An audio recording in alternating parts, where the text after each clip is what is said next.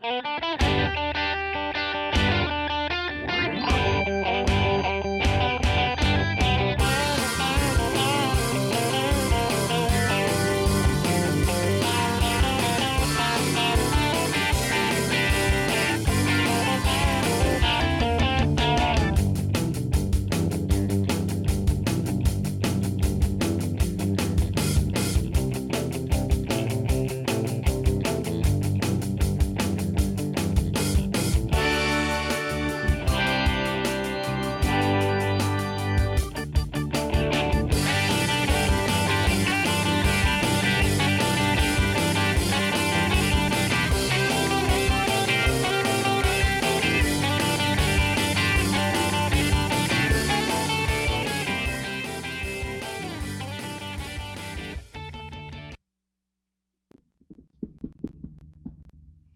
morning, everybody. You are tuned to Computers 2K Now on the Nissan Communications Network. I'm Amnon, your host for the next few hours, along with Spence. Hello there. Hello. And Steve is here. Good morning, everybody. Morning. And Nick is up and shining here. Oh, and I'm muted as well. Also muted. Oh. Don't worry. I forgot to do the capturing. So we can't hear way. your That's yawns, okay. Nick. What did you say, Steve? So we can't hear Nick yawning. I didn't go to bed that late. I don't know what everybody's problem is here. I get more sleep than I do during the week. I'm up at 5:30 during the week. No such time. Our number is 919-518-9773. Computers 2K Voice on Skype. And this morning's show is being brought to you by Adamas.com, makers of quality video recorders and converters for professionals. Like me. And also made possible by Telestream Wirecast software. Good morning, everybody. Yeah, we're still waiting for Mike. But he'll be here. Slacking. Schlacker? Yeah. Nah, he's probably have. He's probably. Anybody been watched up. the keynote about the Apple announcements? jeez. Yes. Yeah, I watched it, and I was more impressed by the medical developers toolkit than I was impressed by the watch. Yeah, now that's going to change lives right there, that toolkit. Absolutely. I mean, the fact that they're going to make it open source. Yeah. And everybody's been talking about the value of just having a Explain smartphone as a diagnostic. Well, think about. Explain what is that medical toolkit? Well, Apple introduced their, among other things, the Apple Watch. Right. And it updated a bunch of products and changed some pricing and so on. But the watch itself is a cool device. It's very expensive. It starts at $300-something. It links to, you have to have an iPhone for it to work.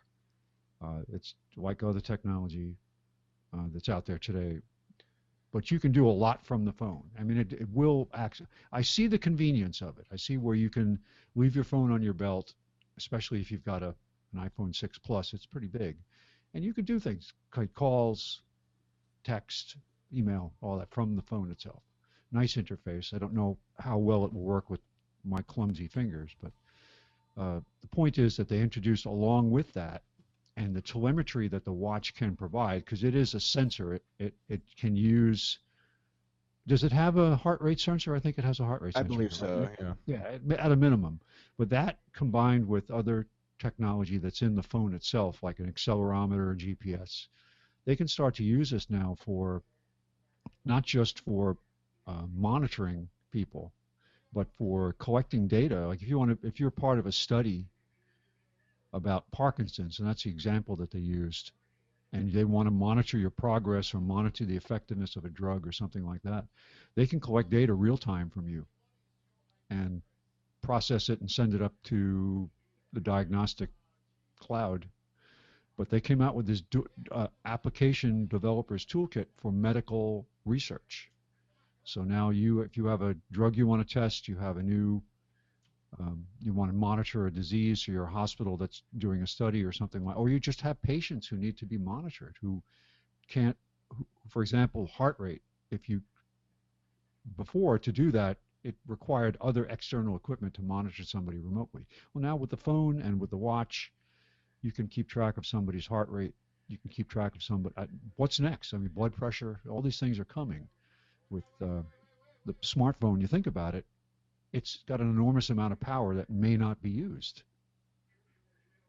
So it was a good idea. I mean, there were other people doing it, but Apple has the market force behind it to make this happen. So Yeah, now the toolkit's cool. The watch is a little ridiculous in my opinion. yeah, the price is, for me, it's not going to happen. No, I'm on board with that. No way I'm spending $400 on a watch. Yeah, I understand that there's cool things, but $400 is a new laptop or a new phone. I mean, I can't justify that under any circumstances, really.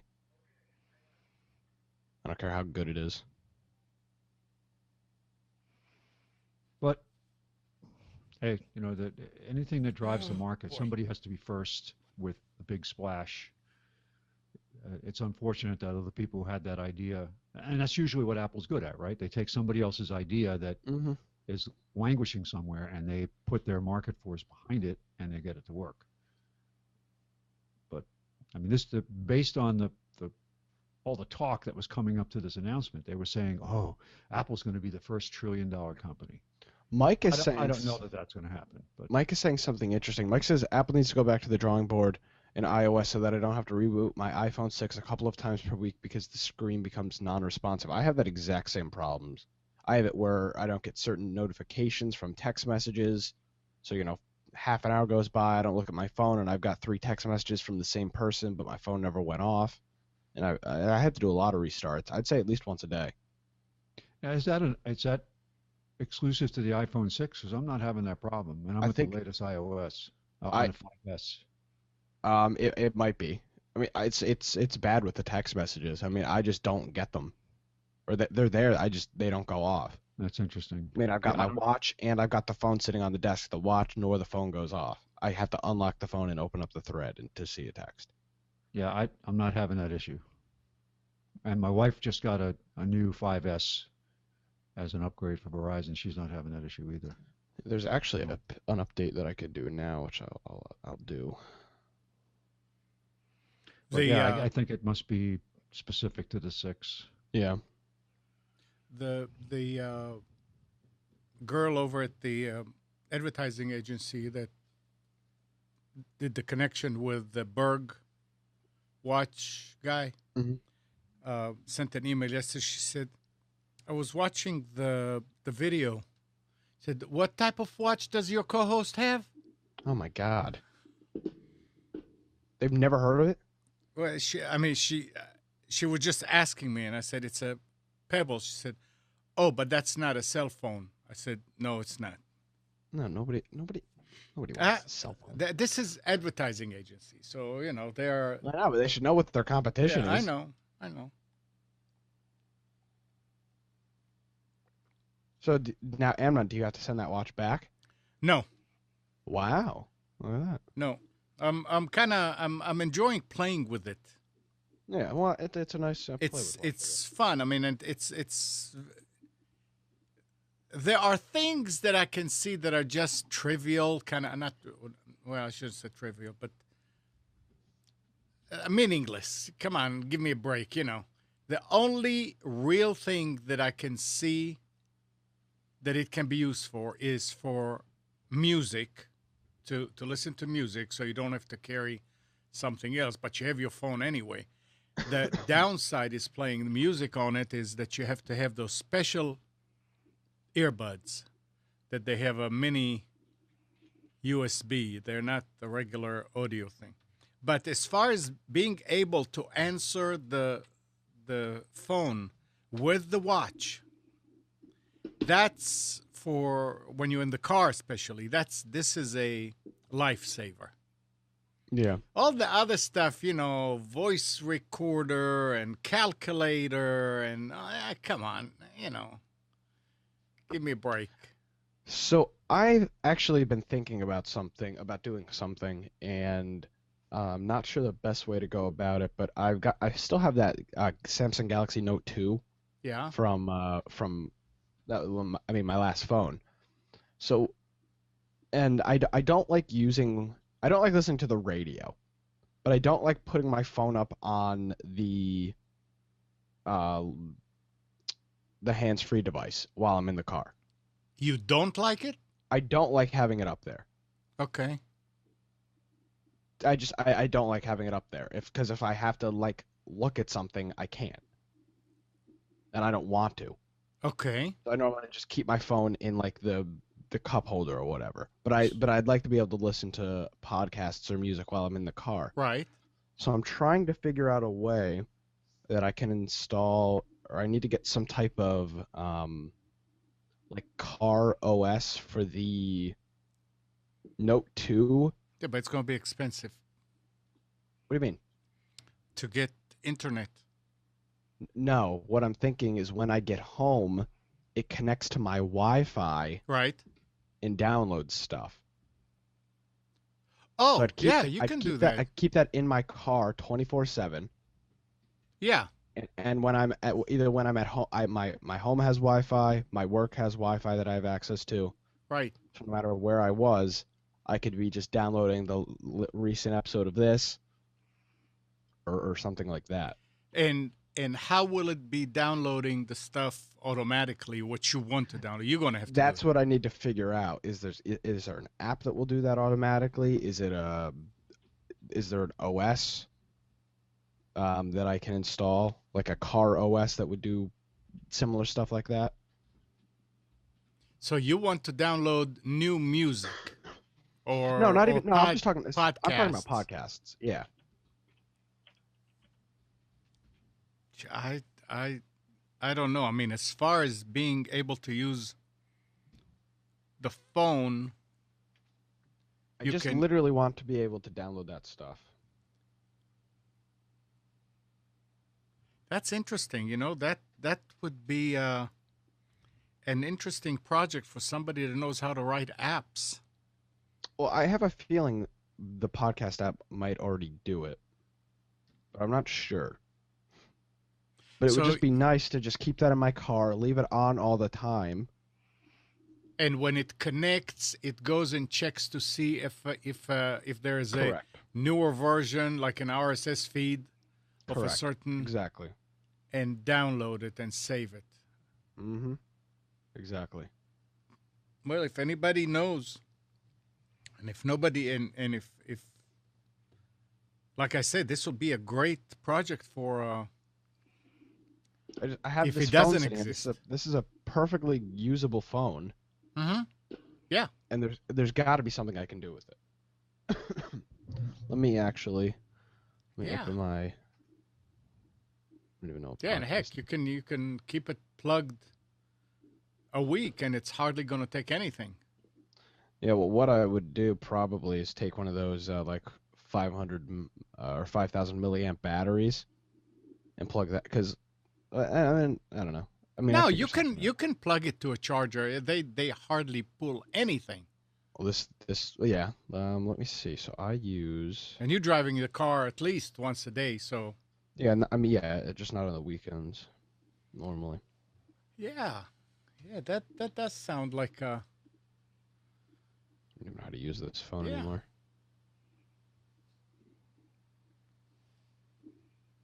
How Hey, much I would just- you get for it if you sold it? I have no clue. It's too old to sell. I mean, they're up to the No 5's coming out soon. I mean, Plus, I'd like having another phone that if my iPhone took a fall or whatever and it was broken, I could do something. I would not be surprised if it doesn't exist because nobody even think. No, because Nobody- there's people that I think Brian does the same thing. I think he uses his phone. I just don't like using my phone. I don't like having my phone up there. Yeah, but no, what I mean is I don't think anybody ever thought about using a phone in a non-interactive fashion, like leave it there and let it do what you want it to do, so when it's ready you can do it. Everybody always thinks about the phone as something that you hold in your hand and you tell it what to do, punching keys. So Let me what look at your my what podcast your app. idea is something, in my opinion, something new, and that is that makes a lot of sense. Let me see. It's almost like a DVR that you More. program and you tell it, at this time go do it, but you tell it whenever you're connected. Check. Exactly. Exactly. Let me see. Let's see what's in the settings here. Nick, what kind of car do you drive? 2010 Jetta. Well, that's the kind of car that modders like to work on. So why don't you create an app that dynamically adjusts the engine management system? Oh yes. You could play with it and put a nitrous oxide bottle in there and just have it mounted to the dashboard and select your settings. Okay, so here we go, Amnon. What? In the settings, we've got download only on Wi-Fi. Yeah, but that doesn't mean download automatic. That's what. Yeah, that automatic updates. There are no. Here we go.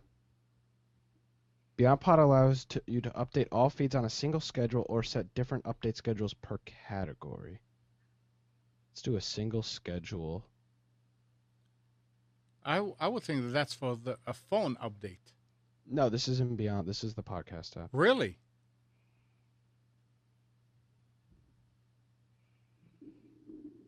So I could have this go multiple times a day. So let's say if I'm home, we could just do a we could do like a 4 a.m. update. My phone will be on. There'll be internet at 4 a.m. That'll be a good update. Right. Let's see. Automatic updates. Well, the thing is, if you set it on a schedule, that's not what that would work. Yeah, if you It set will. That'll do exactly what I want. It's 4 a.m. It'll update. I won't get. I mean, I wish I could set more than one update. That would be ideal. You see, but the thing is, if the podcast is at 9 o'clock in the morning, then it's going to update it at 4 o'clock in the morning, the next morning. True. Your idea about the minute you see and with a phone that is not activated, that's got nothing. You don't even need to worry about telling it only on Wi-Fi because that's the only time it'll work. Yeah. Other times it's not going to have. Yeah. Yeah. So then what I just said is it starts at 4 a.m. and every 3 hours it checks for an update. And you can tell it where to go check. It'll check all my podcast feeds in this app. Wow. And download them. Correct. So you Download don't only need on an app. I guess so. Let's see. Schedule updates will start at a specific start time and will run until midnight of the same day. Only one schedule update may be run. Yeah, I think that'll do it. And BeyondPod feed updates are scheduled at category level. We'll update, and the schedule below will update and download all new episodes for all feeds in this category. So for all feeds, it will do that. Very interesting. So I guess I'll try it tonight. Yeah.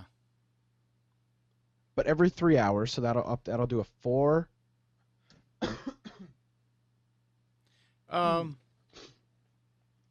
Like a 7 o'clock, I'll still be home. And then at school, I'll have Wi-Fi too. I think I have Wi-Fi from where my. It doesn't parking matter spot if you is. don't have. It's not going to do anything. No, but I'm just trying to figure out. Will its stuff be downloading all throughout the day? I think so.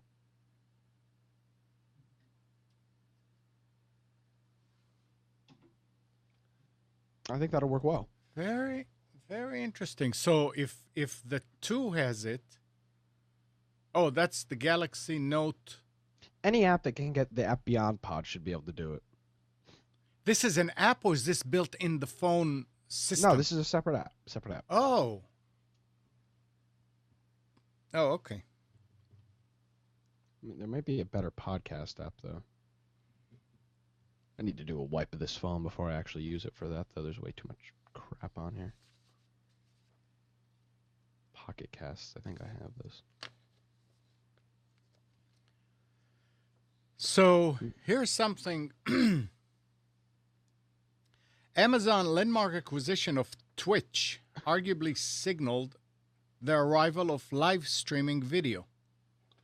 With infrastructure and technology finally up to speed, streaming live video from a mobile device is poised to become the next big thing in social networking, and an app called Meerkat is leading the way. For those unfamiliar, Meerkat is a new live streaming service created by Life on Air. It debuted on February 27th as a way to live stream video directly to and only on Twitter using a mobile device, much like Snapchat. Content streamed using Meerkat disappears once the stream ends, meaning there is no replay functionality. Before live streaming, there was a similar movement called live casting. The two are very similar in concept. A person streams live video of what's happening in their life over the internet to a curious audience. Justin TV was considered the first live casting platform, initially launched as a way for one of its creators to live stream his life 24/7. The platform eventually shifted to allow others to broadcast their own user-generated content, and we used to use it, and gamers used to use it as a CDN. The concept worked with stationary feeds, but back in 2007, the technology to effectively stream on the go wasn't up to snuff. The service shut down last August so its creators could focus on the site's spin-off, Twitch. Here we sit 7 years later, where the mobile landscape has changed drastically. Meerkat has amassed quite a following. I've never heard of it. Did you ever hear about Meerkat? Yeah. I've never heard of him. Capturing plenty of tech headlines in the process, but how exactly the service will end up being used and who will take advantage of it is still wide open. So they bought Twitch, and they are they doing anything with that Meerkat right now? I mean, are you doing anything to take advantage of what they have? No. Anybody that you know that does? No, not that I know. No. Andrew in the Okay. chat says he used Meerkat on Friday. His opinion was it sucks. The quality is horrible when viewing on a browser. On a Yeah, mobile and device, it's much better. And you can't mute the sound in the browser. That's a problem with it as well. It's a cool little thing. You log in with Twitter to watch, but it's more for like if you're driving or something like that. It's not really I don't know. I mean, the thing about live streaming and it disappears, that's how it works on many of the CDNs that don't but record. it doesn't really disappear. It's saved. It's on a server somewhere. I guess this is what Bamboozer is The only thing concentrating. that isn't saved is Hillary's emails. Of course not.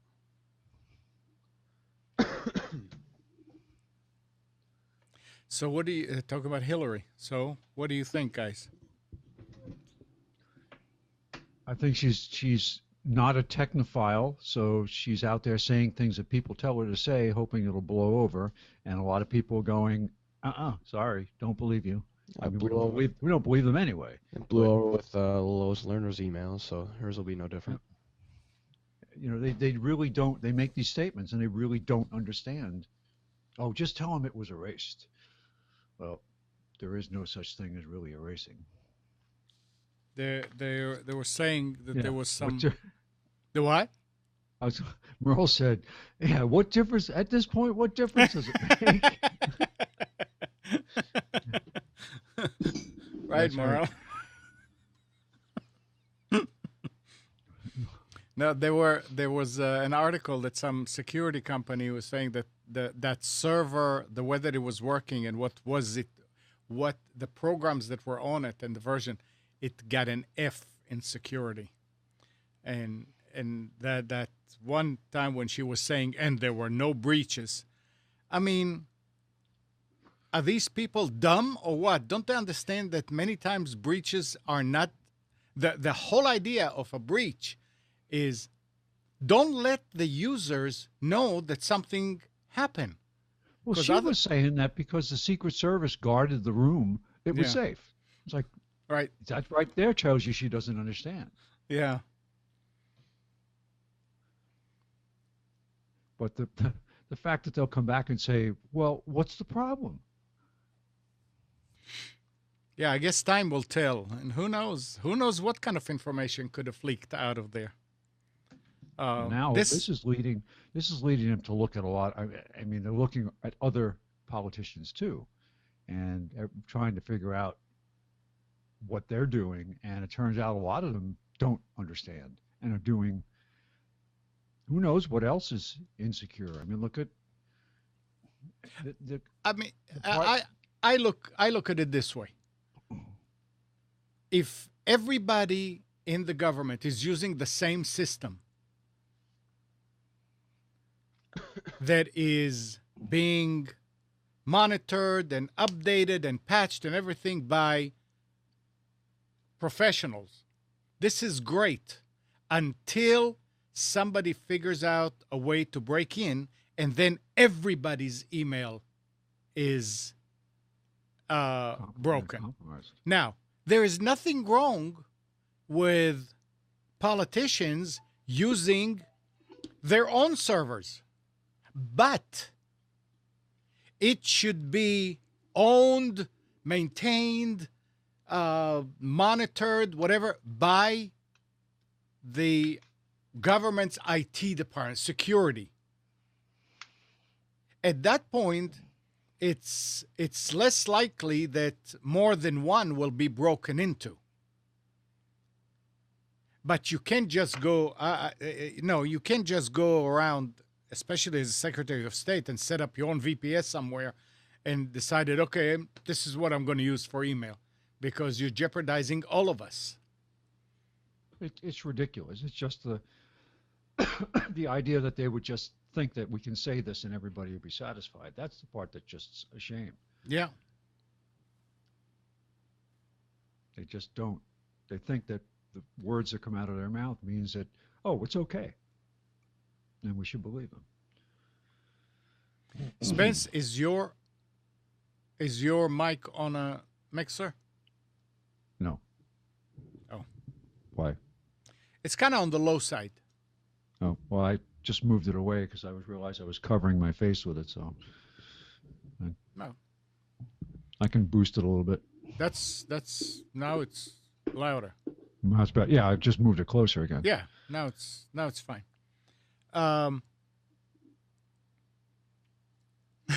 She thought, Tim saying she thought that the email worked like Snapchat.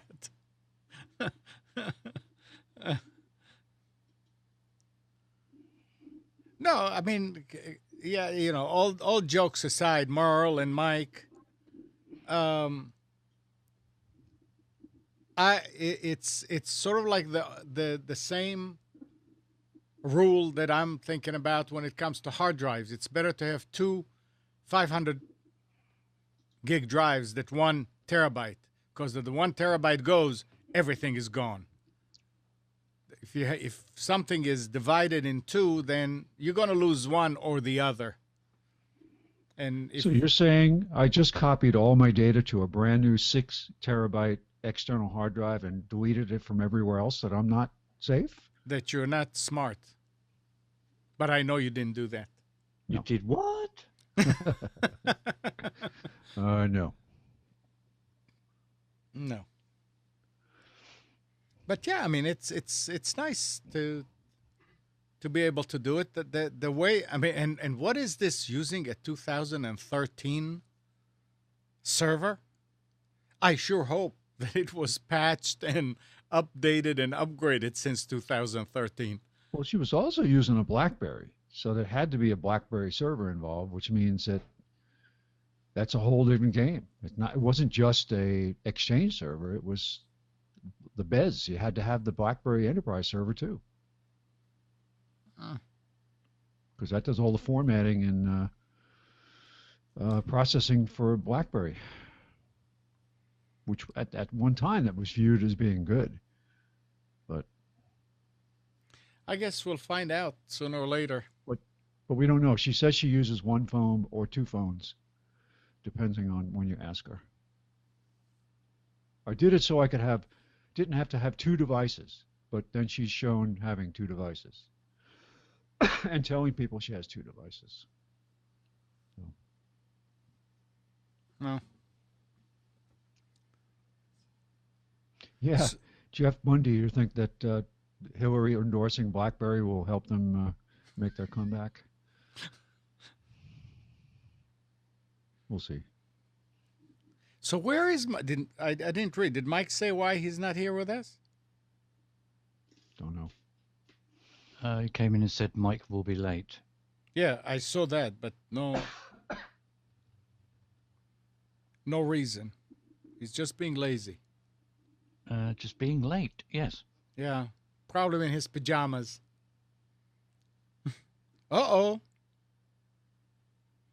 No, that's not good.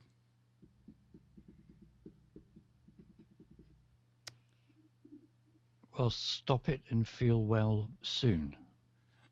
Yeah, well, this weather back and forth, some people are really affected bad by it. How's the weather been in your side of the pond, Steve? Not too bad, actually. Up north, they had a bit of snow a couple of days ago, but nothing heavy. But I'm very fortunate. I've had no snow at all. There's been snow on the hill, but nothing in the town at all this year. Temperature's about 10 degrees during the day. Nighttime, it drops down a bit colder. But yeah, rain, windy, standard sort of British spring weather. Mm-hmm. Yeah, it's a roller coaster. Um, Great if you're mold. yeah. If you like mushrooms, it's wonderful. Let's see. We're talking about the Apple Watch. Fake versions of the Apple Watch can be bought for as little as £25, despite the fact the real thing will set you back more than 10 times that. The flagship new product was only launched in San Francisco yesterday, or that's when it was written, but knockoffs are already available in China. According to CNN Money, they can be found at Huqiabingge, whatever, electronics market in the southern city of Shenzhen. And others are being sold nationwide via popular e-commerce websites, right down to the Digital Crown. The fakes mimic the design and style of Apple's new offering. So if you want a $10,000 Apple Watch, fake one, sure. A lot of the Rolexes out there are fake, right? So why not Apple? And there it is. There's the image from the article of the I'll be. watch. Amazing. I did see there. I mean, there are places you go to say, I want to buy an Apple phone, and you go and you find these sites, and it looks. You have to look real close to see that it's different, that it's not an actual iPhone, but it's very close, and it runs iOS somehow. Amazing Yeah, and when you realize that these, the factories. I'm not sure how Foxconn does it, but I remember for a while when they would, during the day, they would produce the brand name product, and at night they would produce the knockoffs on the same line. And of course, maybe the quality wasn't the same, but You know what I was just thinking? what? I remember when like Nick was showing us something about capturing, and it was like a football game, or there was an image of something, and YouTube flagged that video as copyrighted.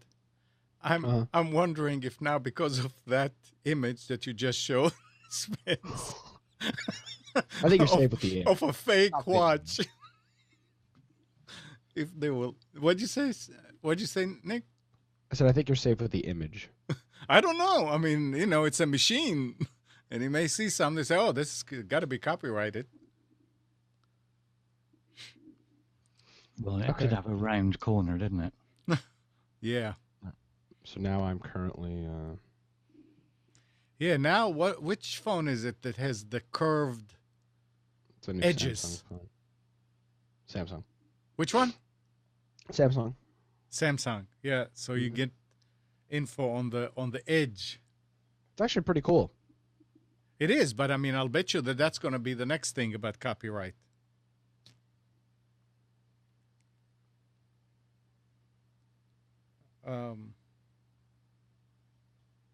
Oh, Merle is saying the government relies heavily on BlackBerry.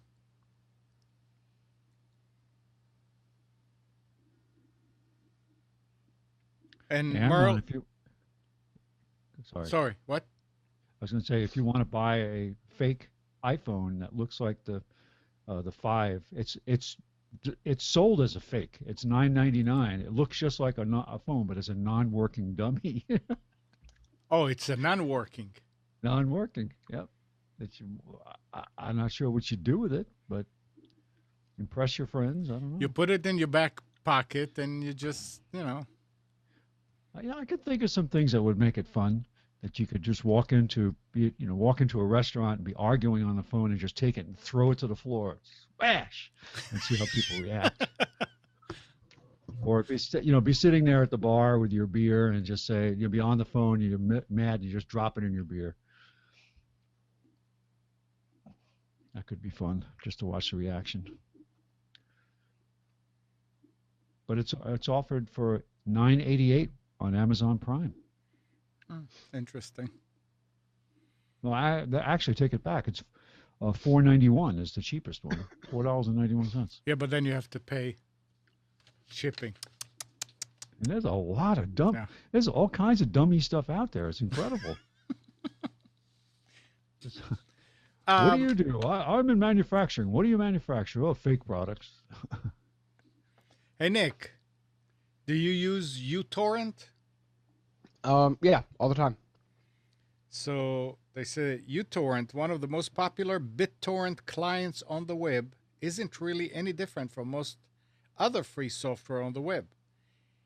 It earns revenue through in-app advertising and also presents users with special offers to try third-party software.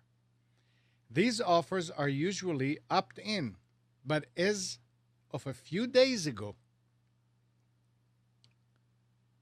that no longer appears to be the case.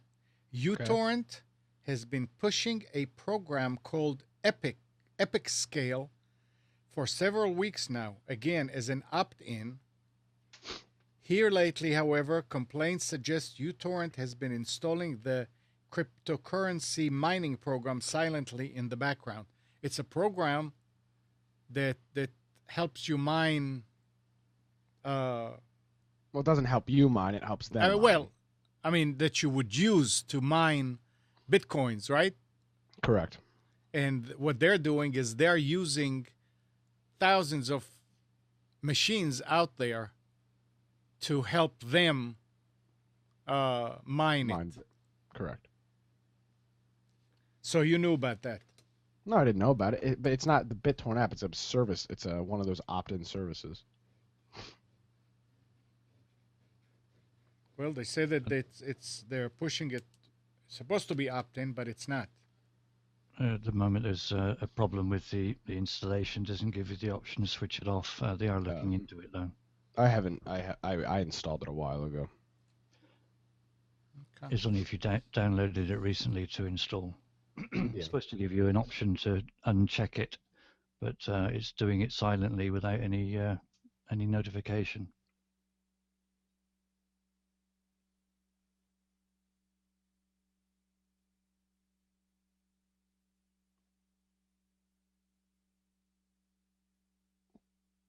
So I just downloaded a different podcast app, Amnon. This one looks like it'll work.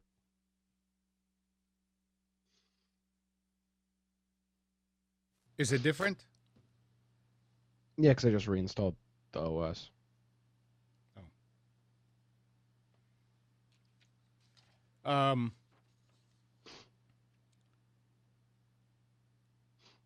This is interesting how things are progressing. Traditional cable is rapidly losing its ace in the hole, the premium channels.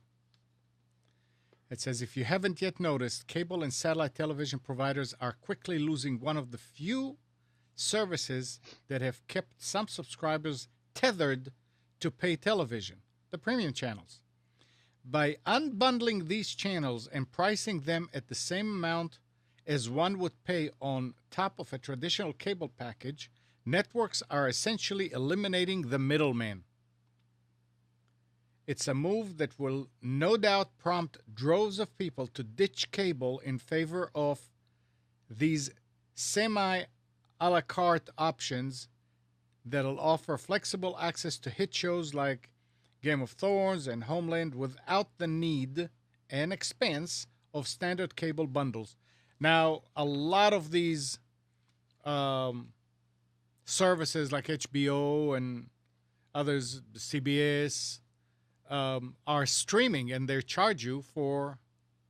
I mean, it's cheap for streaming, so you can forget about that's the cord cutters. You can just do everything on the internet. Yeah, we were having that discussion at lunch this week about wouldn't it be interesting to do a dollar per dollar comparison of what is the total cable package cost, and then what would it cost for the subscriber fees to get the same content through streaming packages, not packages. I'm sorry, through individual streaming agreements. I think we're real close. I think many people have already. Well, I mean, no time and have anybody been. This is the fastest rate that people are leaving subscriber services yet, ever. Right. And I think once we have something like Google Fiber or anybody who's going to give gigabit or much faster, even the Gigapower 300, it makes sense to do it. And I think, I mean, if you think about it, right now, yeah, you have to get each service separately and pay for each one. Now, nobody is going to allow you to subscribe to the services for $2 a month because it's not even worth their time of doing any kind of billing. But I think what could happen if you look to the future, if I had a crystal ball, that's the way I would see it, is that there will be, let's call Time Warner and DirecTV aggregators, that they get all these services and sell it as one bundle to subscribers. So there'll be aggregators on the internet, which really you don't have to have any type of, front end expense. Sort of like they could do that now.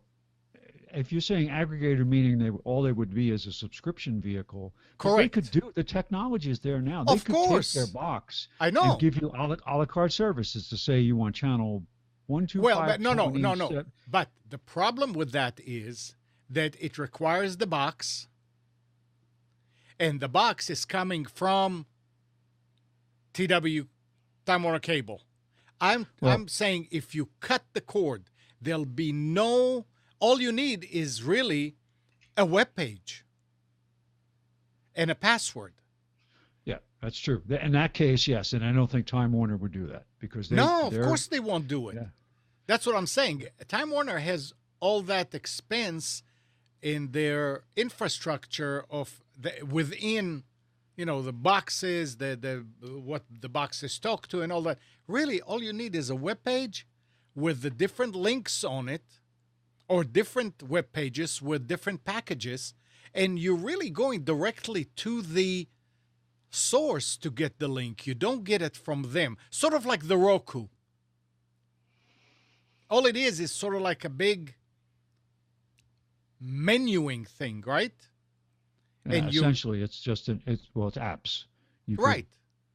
It's an aggregator of apps. And that's not a lot of an expense for Roku. Today, it can even be cheaper because it can all be done with software. And you will see these are coming up. And when you go and you want to get all the let's say the networks, I want ABC, CBS, all the networks. So now you can go and get it for $5 a piece, and you end up paying $20, $25 a month. You may be able to do it for $5 when it's all in one place and the networks are being paid by a third party. I noticed that Time Warner now has I had to get a new subscription myself because my daughter's moving out, and the cable service was in her name. She's taking it with her. So I actually signed up for a plan, and I shopped around and I got the best plan. Actually, it's interesting because you had to buy more to save money. And it turns out to be cheaper than buying. I got a triple play, even though I won't use the voice. It's still cheaper than getting the best price double play for the same services. But they're offering now like a minimum package, 25 channels or something like that, like the basic channels. So that might be designed for people to say, well, I just want those basic channels, and I'll get everything else through streaming. Did they already install it? No, it's not till the 23rd. Right. Yeah, I was going to say because she's not. She's moving her service on the 23rd, and then we're going to ours will be installed on the 23rd. Talk about Time Warner. We got a call, a robocall from Time Warner, and they were talking about that starting in May, if you have a TV that is plugged directly into the cable, not through a box, but to the cable, starting in May 31st or whatever, you're going to need a digital adapter to allow you to get the channels that you're getting now. I mean, when you hook the cable directly to a TV, you get all the channels that are on the TV. So if you have an old CRT, well, I don't know if it'll work with a CRT. That's interesting. But you get channel 2, 3, 4, 5 as you go. It's not like the box giving you the thousands of channels. You only get about 100 or maybe less. Starting in May, you will need an adapter. And they said that they're giving the adapter free for limited period. So I got in touch with them right away, and as we go through it's all recorded. Turns out, they'll give it to you free now, but starting in June 2016, it's going to cost you $2.75 a month. And they say prices are subject to change. So I canceled, and I wanted to talk to somebody because I didn't understand. Is this only for TVs that are, the old type TVs? Are they the newer ones? Let me see. Dr. John says they told me the signal is the same as digital broadcast signal. Yeah, that's right. They're going all digital. So you want to ask somebody and to find out what it is. And first, I did not hear the 2016, because when I heard the $275 a month, that was enough.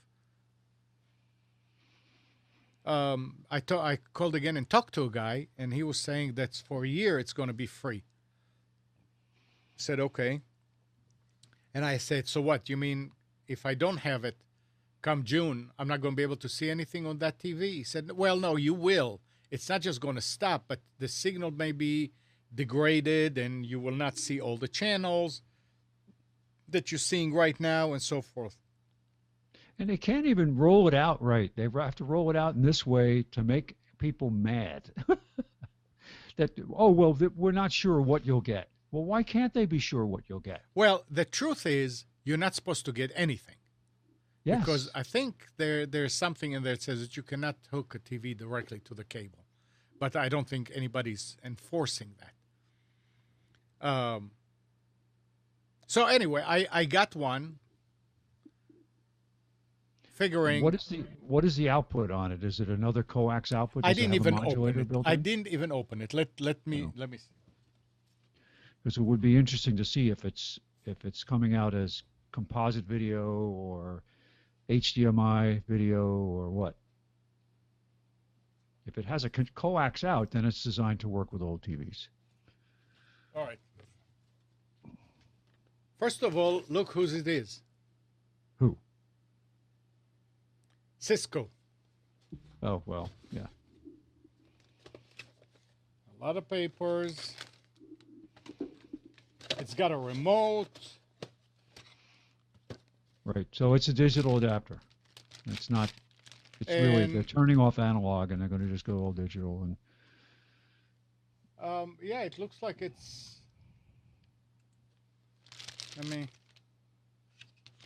Let me show you what's there. Yeah, Dr. John put something up in the chat. No, I have to see it on the stream. I can't see it in the chat. Yeah, so it does have coax out. So it's designed HDMI and can't see if it's composite video, but it does have. It says coax on out. it. Yeah. Cable That's in fine. and to TV. Yeah. So it's cable in and then to the TV. And then you have. Yeah, I'm looking at it, and part of it's invisible. That must be really special. And then there is IR in and channel 3 or 4 and HDMI. Yep. So it's designed to cover pretty much all TVs. So I got one. But Dr. John was saying converts digital to analog. You buy them as little as $10. But how do we know if it'll work with the Time Warner system? You see, that's encrypting. What I was thinking is that sooner or later, when it starts being used, there will be other sources that that you can get it from. If anything, if for nothing else, it'll be on eBay. It says, okay, yeah, you need this thing. Because, and I told the guy, I said, well, I mean, it seems to me like I should be able to buy this. Why pay you $275 a month? So he said, I guess you could. So it'll be interesting to see in about a year what will be available out there. So Dr. John is saying that it was Time Warner Cable told him it was the same as broadcast digital. So if you have a digital tuner in your television, you shouldn't need this box. Yeah, then you don't need it. So, and will they still charge you for the TV or charge you for the box? Because I think what they're doing is they're turning off the analog signal, which has got to be expensive to rebroadcast those channels in digital, or in analog, I should say. So we'll see. I mean, but yeah. So they're talking about that people that have how what did they say? Something I was reading something about the fact that if you have just the basic, I forgot how it went. You can get two of them. I mean, it seems like if you have the basic cable, you get a better price than if you have the higher uh, plan as far as So money. this is enabling them to have that $20 a month or whatever it is, starter TV they call it. Yeah. So yeah, so it'll be that way they can. Yeah, it makes sense from a cost perspective to get rid of the analog signals. It's got to be difficult to maintain all that, and just switch over to all digital. It takes up bandwidth. I mean, the analog signal takes much more bandwidth than a digital signal. So Well, maybe they're doing I it think because they want to. four or so channels in the same space that one analog channel takes up. Steve, you have cable or it's antenna? Oh, I've got antenna. I don't have cable here. We've got cable or satellite television here in the UK. Sky satellite. Some towns seem to have cable all over the place, right across the town, and other towns you don't seem to get it at all. Like my town is predominantly served by satellite signals, and you can get all your packages and movie channels and Disney channels and things like that. But it's the same as you have in America. You buy a package, and that also includes, some things that you don't want and wouldn't normally watch. Then you can buy like a sports package as well, and there's a movie Right. package and a kids package. They don't do a bespoke. You select which channel numbers you want, and that's what we send you. Although I'm sure that would be possible, but it would be an awful lot of work, I'm sure, to do that for each customer.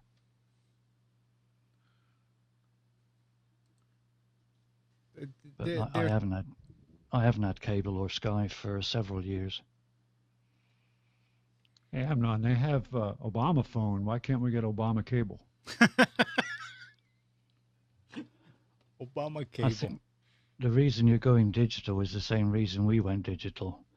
Is so it releases the frequency spectrum that the analog signals are taking at the moment, that they'll then be able to sell those frequencies to the highest bidder.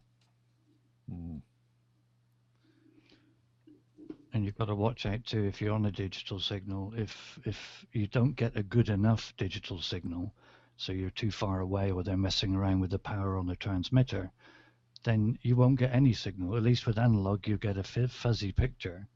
But with digital, if you haven't got a strong enough signal, you'll get nothing. You get pixelization and It's interrupted either- audio, and yeah. It's Yeah, either if you're basically between a hair's breadth difference of having it just good enough with the occasional breakup to nothing. There is no digital snow.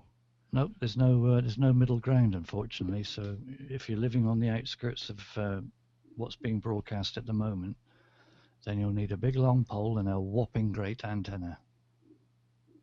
And that's how cable TV got started. It was fringe areas that were not within range of having a good signal from cities would put in a community antenna and then have that signal rebroadcast over cable to the users because they could not get those signals themselves. That's how cable TV started, as a service. It wasn't direct programming from the channels yet. It was all over the air, just consolidated into a cable. Interesting. So we're going around, history is repeating itself again. Somebody will come up with that idea to say, oh, you're in the fringe area, just plug in here and we'll rebroadcast the over-the-air digital signals, and we don't have to pay anybody for carrying their channel.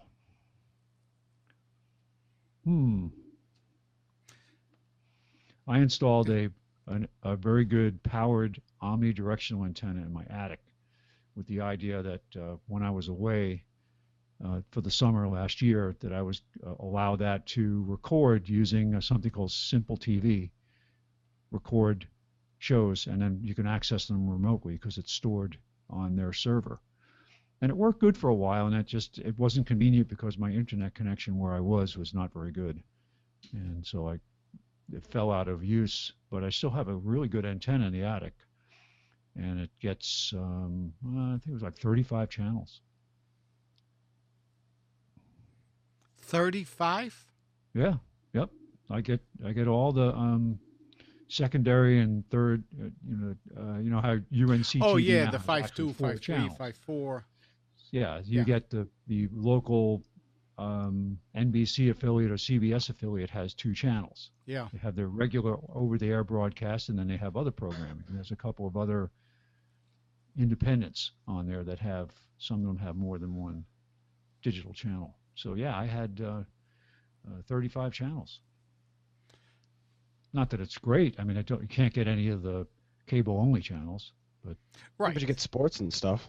yeah, you could get it was useful. I mean, if I had to cut the cord, I could at least still watch regular network television and some other channels too. So I had to buy an antenna when I was in Alaska because the apartment we were in had rabbit ears, and it was really tough. It was a basement apartment, so I bought a powered antenna that helped me, and I think we got maybe 11 channels there in Fairbanks maximum. Merle, are you still around? Or did Merle go to church? I got an email. Shoot, I didn't print it. Merle said something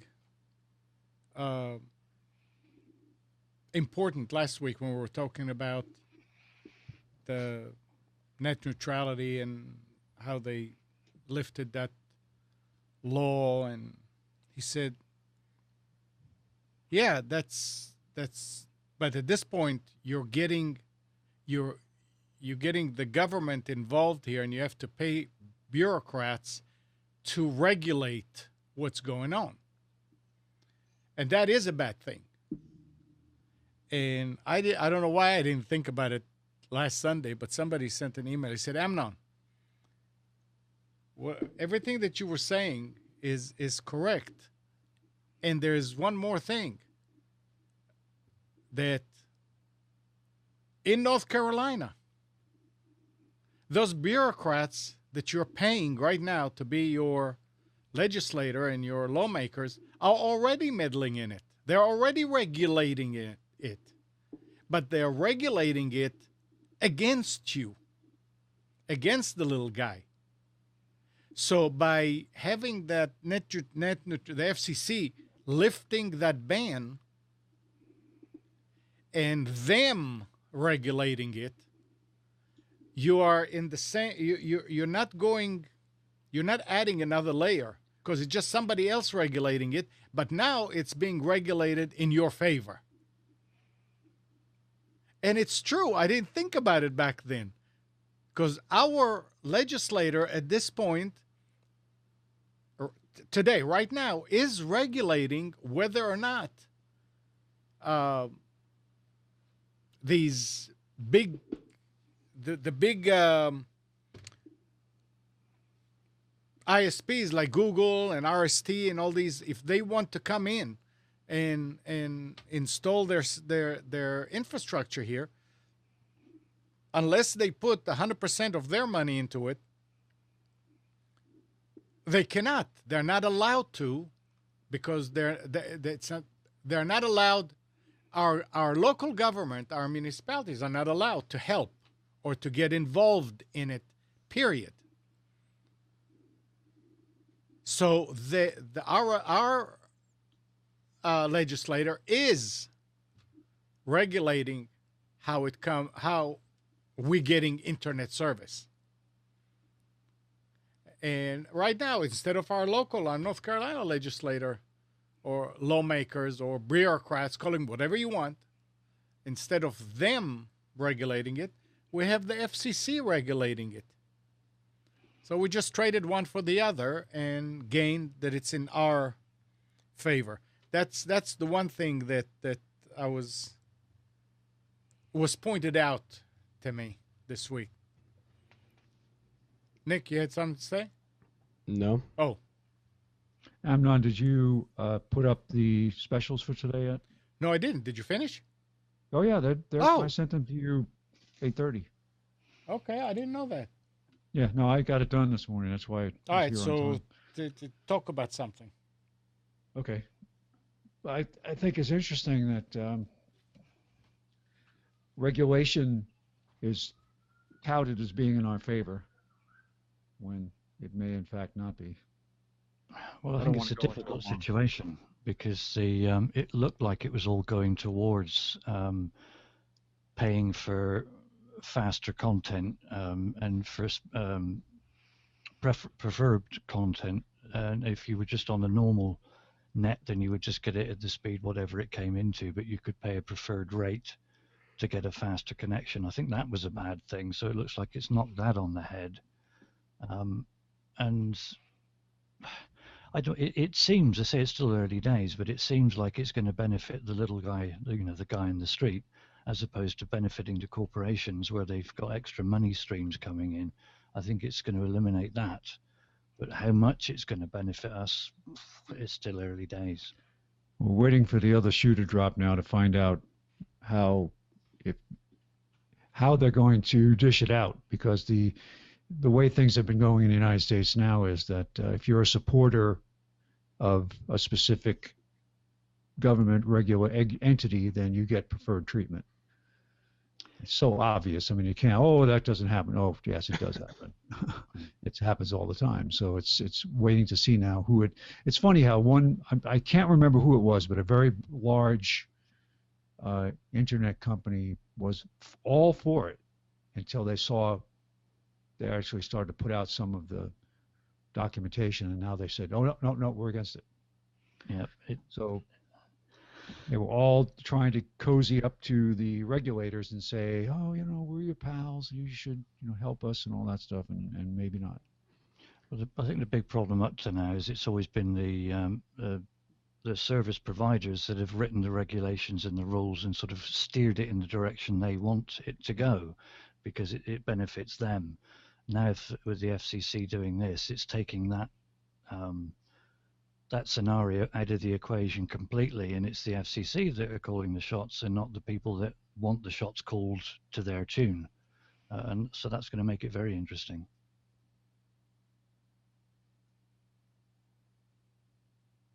And it will be, this is a regulatory body that can impose, I don't know if you call them taxes or not, fees without legislation.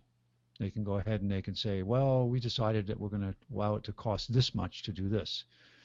And they can set rates and set policies and all that without, and they supposedly have oversight, but that's a tough thing these days, because the most transparent administration in history is not.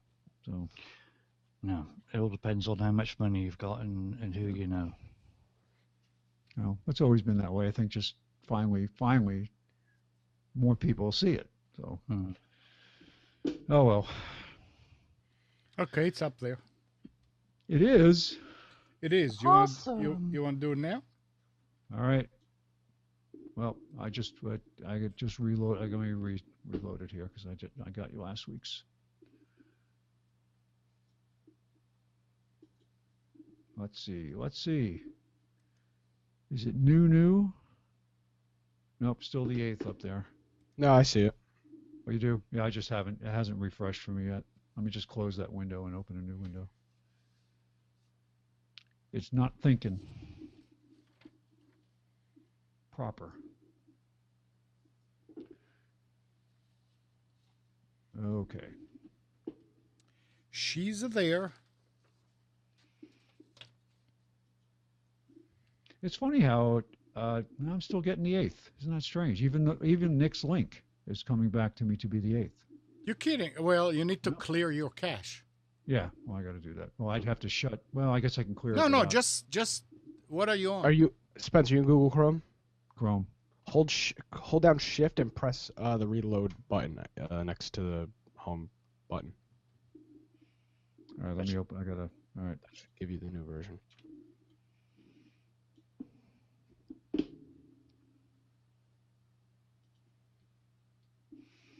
All right, let's see what we get. Did you get it? I'm looking.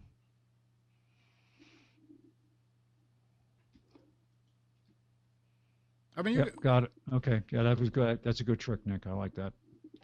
Didn't know I could do that. me neither. Shift I'm an expert. F5 will do the same thing. Yeah, same thing. Good stuff. All right, we have Computers 2K Now weekly specials from March 15th, 2015. Starting with Office Depot, we have a Dell Inspiron 15-3000 laptop. This is a touchscreen laptop with an AMD A4 processor. $319.99, and that's $160 off. We've got a Canon Pixma MG3520 photo printer. $49.99. That's $30 off the regular price. It will do printing, scanning, and copying. We've also got the HP Envy 7640 wireless print, copy, scan, and fax machine for $149.99. That's $50 off the regular price. I have the model just below this one, which is the 5000, or maybe two models below, the 5560. I'm very happy with it. It's worked well so far. Replacing my old inkjet that died. Brother laser printers. We have two versions, very similar. One is a fax machine and one is not. Print, copy, scan. This is the 2540 DW laser printer, duplex and wireless for $129.99. Save $50. Add the fax capability with the 2700 DW, and that's $169.99. Save $30. We have a Lenovo Flex 2 laptop computer with a Core i3 processor for $429.99, save $140. We've got the Lenovo IdeaTab A8. This is 16 gig of memory, 8-inch screen for $119.99, save $60. HP Pavilion Desktop with an AMD A6 quad-core processor for $379.99, save $100. Got a couple of monitors on sale. Dell 20-inch LED for $89.99, save $30. Samsung 24-inch LED for $149.99, save $50. And this is a good deal. Half price on the MK520 Logitech wireless keyboard and mouse combo, $29.99. We've got two versions of the Motorola Surfboard wireless cable modem. I should say two versions of the wireless of the cable modem, one wireless, one not. The wireless version for $134.99, save $20, and the non-wireless version, the standard cable modem, for $64.99, save $5. I just signed up with Time Warner, and they're now charging $8 a month for the modem. So think about that. You'd recover your money in less than a year if you bought the 20. Let's see, what model is it? It's the. Sorry, the resolution on here is not that great. Actually, I have it in a box on the table. But think about that.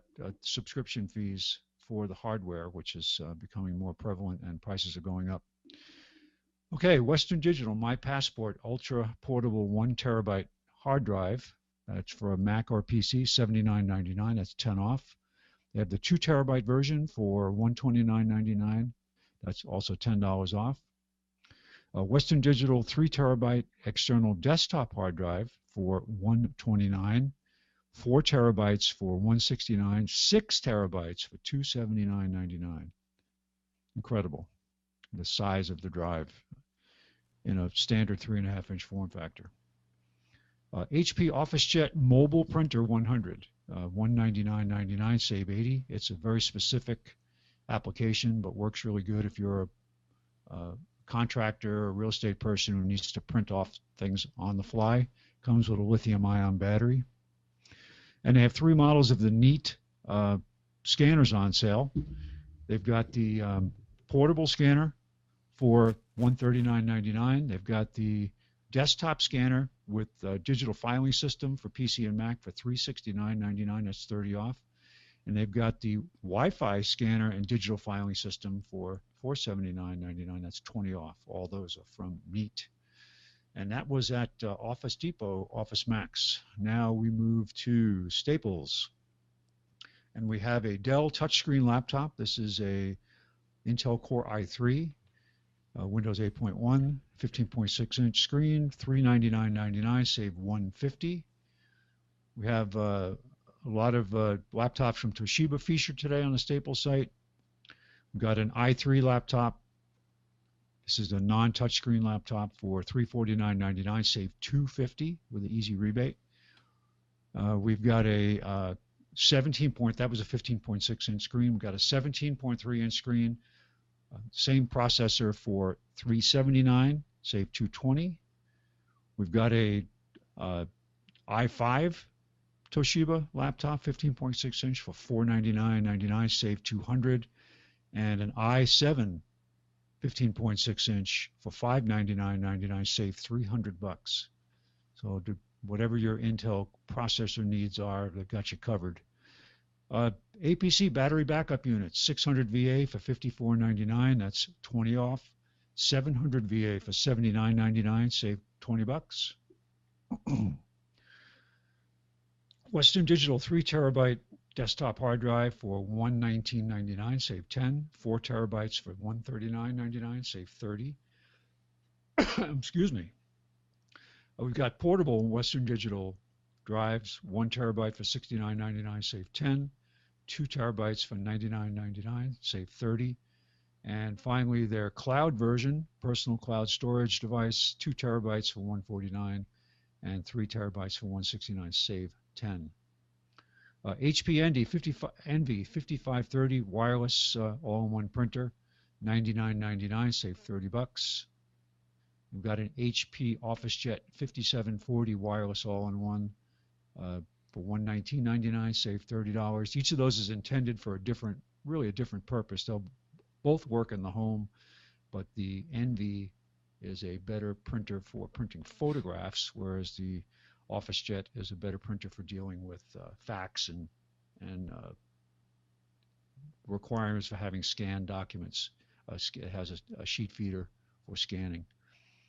HP Stream. This is a product I wanted to talk about here. This is apparently going the idea of the Chromebook now for Windows. Nick, have you looked at this yet? Yeah, are you talking about the this one from Staples? Yeah, this is the HP Stream laptop. Yeah, so this is my biggest problem with the HP Stream. The only 2 colors it comes in is that baby blue and a hot pink. Nice. That is the perfect computer. That is exactly what I'm looking for, but I will not have it in baby blue or hot pink. Oh boy. Well, I don't understand their colors, isn't it? They've got no white, no black. Gray? Even if it was a dark blue, I would do it. But I mean, it's a baby blue and a hot pink.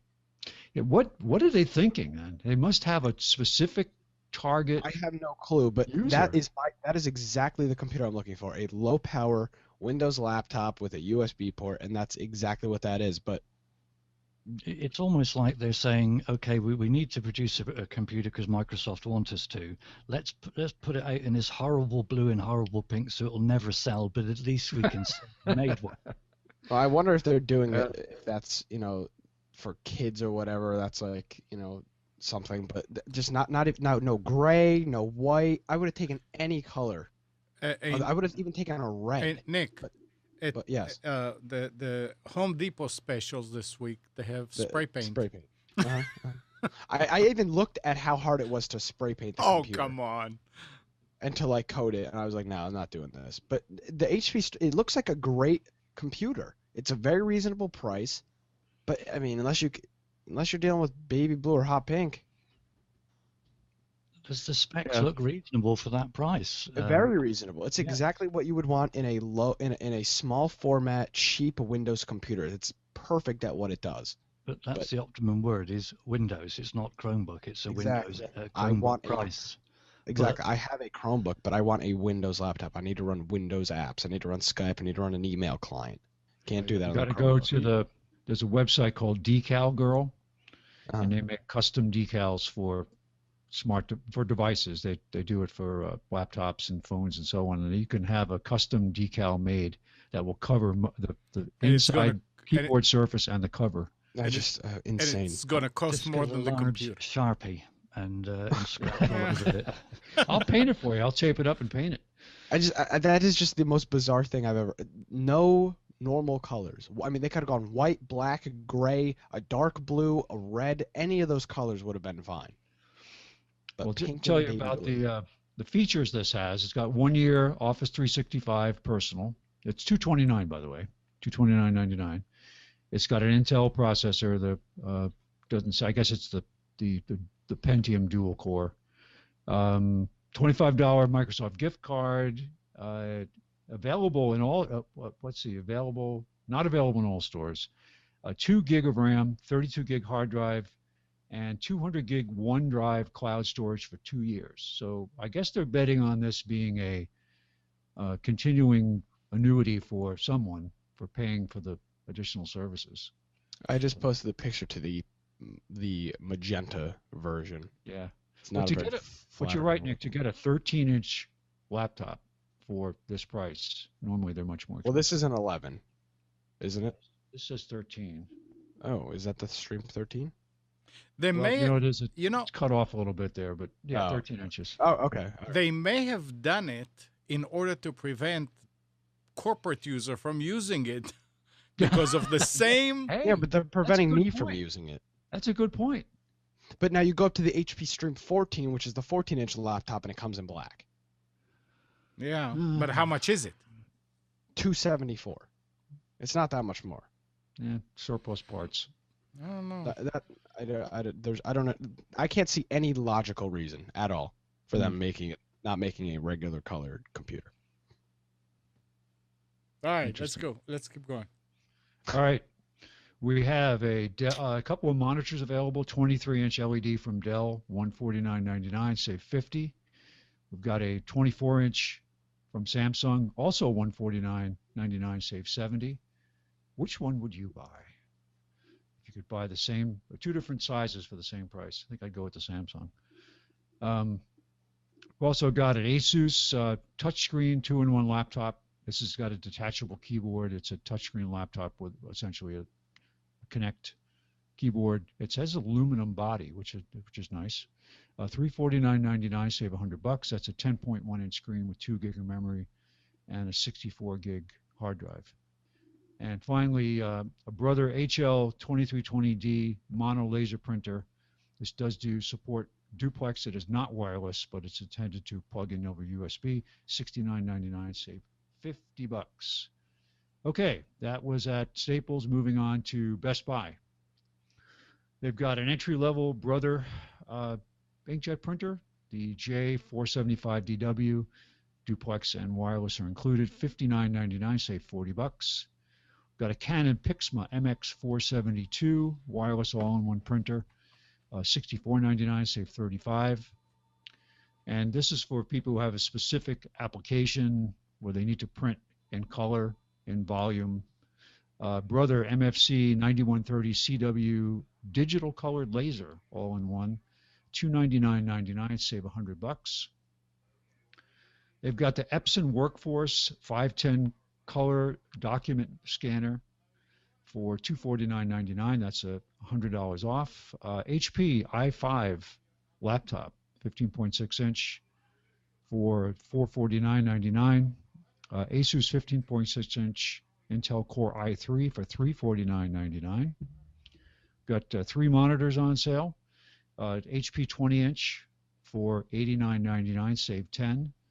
Dell 23 inch for $149.99, save $50. And this is interesting, Alan. You need to get this.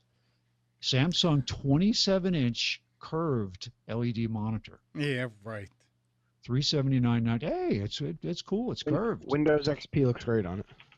Yep. Mhm. Save $20. They got a Toshiba 1 terabyte internal hard drive for laptops, 2.5 inch. It's funny, it says 2.6 inch. Oh well. 2.5 inch form factor hard drive $49.99, save 25. They also have a SanDisk SSD 240 gig for $99.99, save 20 bucks. Seagate Backup Plus 2 terabyte external USB drive for $89.99, save 40. And one of the big announcements this week, Apple TV price cut is now $69.99. Why aren't they updating the Apple TV? Why have they what? Why have they not updated the Apple TV? It's so out of date. Oh, they added HBO now. That's the big thing. And they have the exclusive on it, Yep. I think. Yep. Yeah, I think the only other way to do it would be to do it with on your laptop with the HBO Go app. You can. I don't understand. I don't understand why the hardware in that thing is old as dirt. It works okay. I mean, I don't see any issues over the Roku doing the same things. It does not do Amazon. Yeah, it does. Because they will not agree to. I mean, that's one advantage that the Roku has. But I love my Roku. Netflix. Yeah. So. Plus, you gotta love that remote too with the headphones. Yeah. With the Apple TV remote is a little wonky. Yes. It's a 3-button remote. So. All right. They've also got the SanDisk 32 gig wireless flash drive. So I guess you plug it in and you can share over wireless, which I wonder. I guess the value of that is there for someone. But and finally, with Best Buy, I always like to mention one absurdly priced device that probably don't need, but they have the Asus Extreme Wireless AC 2400 dual band gigabit router for $269.99, but it must be good because it has 4 antennas. There you go. More antennas, the better, I guess. You sold me. I'm ready. Now, what was the one that looked like a drone they had a few weeks ago? That's the Asus Nighthawk or whatever. Yeah, it had 4 antennas, but one on each corner. Seems Which awesome. looked like a drone. Yeah, it was pretty good. that brings up an interesting point. So if AT&T can buy us tomorrow and installed a gigabit here, what happens with the routers? What do you mean? How will the routers? Gigabit will the interface will automatically speed adjust down to it's 10/100 gig. It's all 3, so it will match speed. So it's not going to do the full speed out, No. or I mean, it's going to do it in. Gigabit is still the only case a gigabit router makes sense is if you get gigabit service, Yeah. because it's still going to be down. No Right. matter what you connect it to, it's going to be less than the capacity of the port. So really, gigabit plays in file transfer or something that's happening on your network. You can take that router and put it right next to the United Nations building and fly flags on those poles. On all 4 antennas, yeah. What they don't tell you is that those antennas are 25 feet high. Just the scale of the picture. Yeah. I saw that Dr. John put a comment up there on Time Warner about that if you have Time Warner phone, you can't buy a modem. And my daughter's doing that. What happened was she came to our house with her service, and she had the cable modem with television with the telephone TA built in, and decided to use her own modem. And the guy said, "Okay, no problem. You can use your own modem. I'll just leave that in the box." And that's how they installed her service. She never used the phone. And I signed up for the triple play, even though I don't intend to use the phone. And I had the option on the web page as I was selecting services to buy my own modem. So apparently I didn't see that restriction. I do actually have an Aris cable modem with a TA built in that I got from my aunt and uncle down in Florida. Moved into a house that had cable equipment laying there. And Dr. John, she doesn't use it. It's just sitting in the box, not used. So, and it didn't change any of the, I guess in order to use the phone, you can't buy your own modem. But if you don't want to use it, and you just want to pay you get a better price with the triple play that way, even if you don't use the phone. So that's what I intend to do. I don't care about the phone. And she has to keep on paying for that modem every month No, because she has it. No, that's the thing. That's what's so crazy about it. She's not paying for it. I don't get that. Interesting. At least that's what she said. But I checked the box to buy my own modem. Well, Yeah. come to think about it, when I got the modem, the Motorola modem that I bought to replace the Ubi, they did not want the Ubi back. Really? Yeah, but I wasn't paying. That was at the time when you still didn't pay for the Oh. Yeah, they wanted ours modem back. router. And I said, well, I mean, I wanted to give it back to you, so I'll get credit for it, and say, oh, you're not paying anyway. Yeah, interesting. Well, I'll find out. Dr. John is asking you, no, No, she doesn't use the phone. Does not use the phone. Oh, okay. Well, that's what he said, that if you use the phone, You have to get their modem, I guess. yeah. Well, they've got two modem. Like, so we've got their phone as well, but they've got a different modem for the phone. It's just a Yeah, well, black. it's a different modem that has TA. It's got the telephone adapters in the Yeah. built in. Now that modem, before they moved to DOCSIS 3, that black modem did the phone and your internet. Right. Let's say it moved to DOCSIS 3 or their Turbo, whatever they call it. You have to have two modems. So we've got a modem for the phone, and then we've also got our Ubi cable modem. Now maybe that made a difference because I have I picked the 50 gig service, so maybe that's why I had the option of buying my own modem. That's possible. Yeah, but I actually asked when I was chatting with one of the representatives when I was selecting the package. I said, "What does this cost with all the fees at the end?" Because it was a $109 a month package, and the fees are $10. So there was no. He said there's no modem rental fee if I bought my own, and it's apparently that if they provide the TA, then they're not charging for it. So interesting. Yeah, very Looking interesting. forward to 5 gig up. 5 meg up. Yeah. Or 5 meg up, I should say. 5 gig up. Yeah, wouldn't So that's their turbo plan that they have. Yeah, the 50 gig. Yeah, 50 the meg. extreme. 50 meg. What am I saying? 50 meg plan. So We've got that plan. Welcome, Well, Mike. hi Mike. No, Oh, hey, Mike. And I have to take this opportunity to scoot. So I got an appointment with family home improvements All right. again. So I got to go. Thanks, Spence. All right. Have a good week, everybody. See you later, Spence. We'll You see ya. too. See ya. Bye. Bye. Keep it buzzing. So how you doing, Mike? Oh, I've had better days. How about you? Oh, doing all right. Yeah, it could be worse. Are you just feeling kind of blue, or Yeah, it's Cold? kind of funny the part where you were talking about the weather thing. I've never been one to blame things on the weather, but it's one of those unexplainable things that just it may be something as silly as that. I don't know whether allergies have kicked up or what, but my head's all blocked up and so forth. It's just a strange feeling.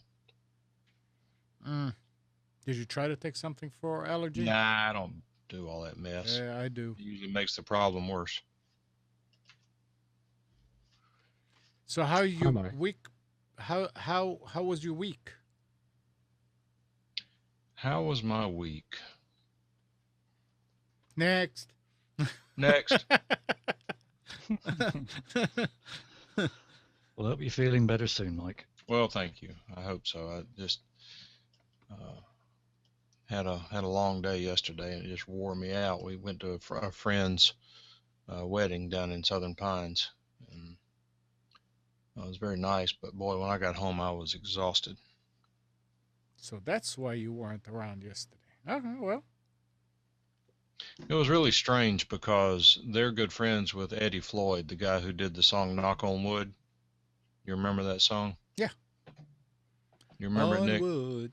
Yeah, yes. So yes, my favorite. Anyway, the guy who sang it's Eddie Floyd, who also wrote a whole lot of songs from the 60s that you would recognize in the Midnight Hour and quite a few of those. And anyway, Eddie was there, And so we were in the great room watching this 60-inch widescreen HD TV, and we were watching Eddie do a concert for Obama at the White House while he was standing there telling us about it. Sounds like fun. Did you get into a political discussion? Oh no. He did the same thing for Bush 1. It's all Bush's fault. Anytime the president of the United States invites you to come to the White House, you do it. It doesn't matter, even if it's Obama. Even if you're Mike Phillips. Yeah. What if he invited you to the White House? I would go. Would you say hello? I would tell him that Nick says hello. Oh, okay. Very nice. Thank you. Yeah, I Appreciate would. that. No, I'd probably get arrested. Gotta do what you gotta do. No, I mean, you can have respect for the position without having respect for the person who holds it. There you go. Couldn't have said that better myself, Mike. Thank you. I agree with that. You couldn't. So I want to do this before we end the show. Nick, I want you to tell everybody about Infection Podcast. Okay, so before I do that, are we ending the show? No, right now? but I don't want to squeeze it at the very end. Oh, Kind of. okay. Well, I've got something I'd like to talk about at the end. So we'll Oh, save it okay, till sure. then. Save it till then. I'll talk about it right at the end.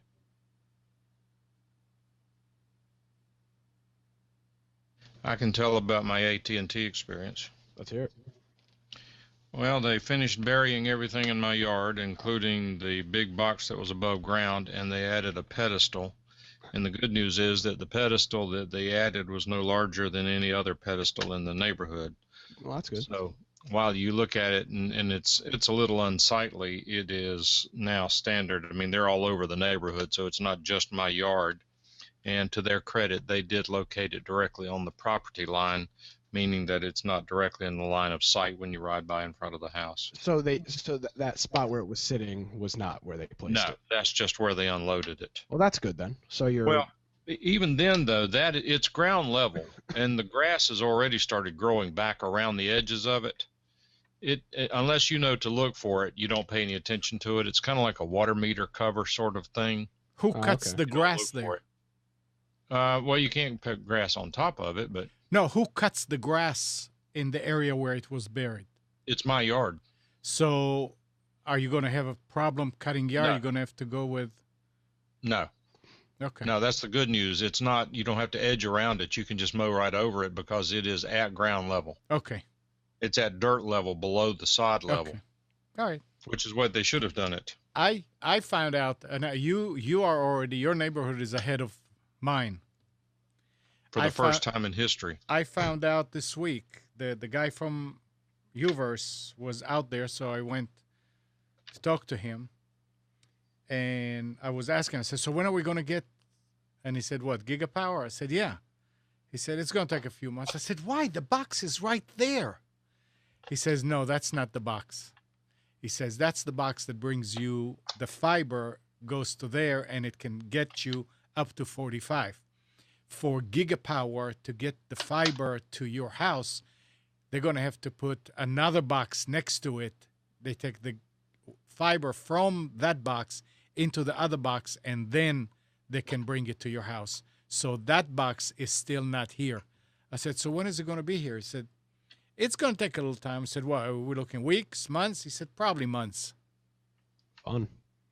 So the box that I was talking about is only up to 45. All right. Nick, Yes. go ahead. You're No, going I to talk. said I'll save it for the end because I got something else to talk about too. Oh, okay. All right. Okay, that's fine then. Yeah. So, I'll do it at the end. Mike, did they tell you when it's going to be available to you? No, these guys wouldn't know. Did you try to call Uverse and ask them? No, because I'm really not that motivated. They at 120 a month, I'm probably not going to do it. Well, I mean, you may be able to get 500 or 300 or whatever. Well, somebody said you could get I believe they said it was 100 up and down for 90. No, that's That- much better than what you got. Only now. that much less? Yeah, but still, the difference between 100 up and a gig up. Look, I've been I've been finding more and more websites that when you click on it, you have to click refresh to get the darn thing to even load. I do too, and I don't think it has anything to do with them. It has to do with the DNS. It may, but whatever I- the case may be, I don't think so, because I've got two different computers that I tried on both computers, and they have different DNS. All right, because I tried it. I mean, I worked on it all morning one day, saying, what is wrong here? I mean, even if I'm on, let's say on eBay, and I go on, or Amazon, go from one, look at one product, going back, clicking on the next one, and then you hit, it just sits there, and you have to hit the refresh to get the page. And narrowed it down to the fact that if I use a Google DNS, it works pretty fast.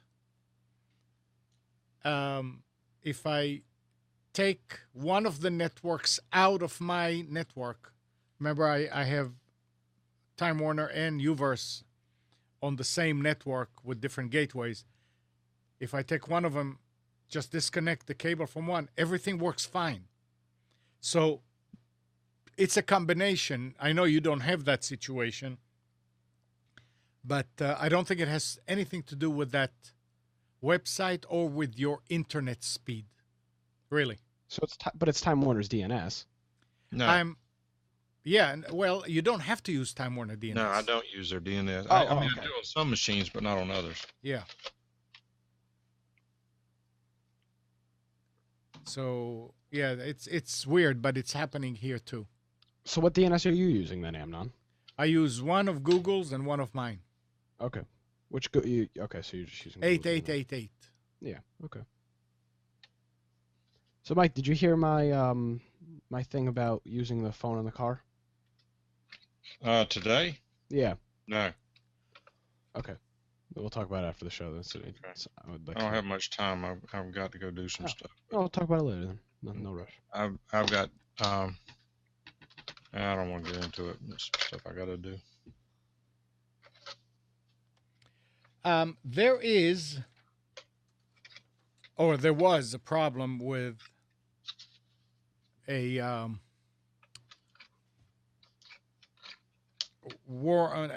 a SSL problem vulnerability called Freak, Okay.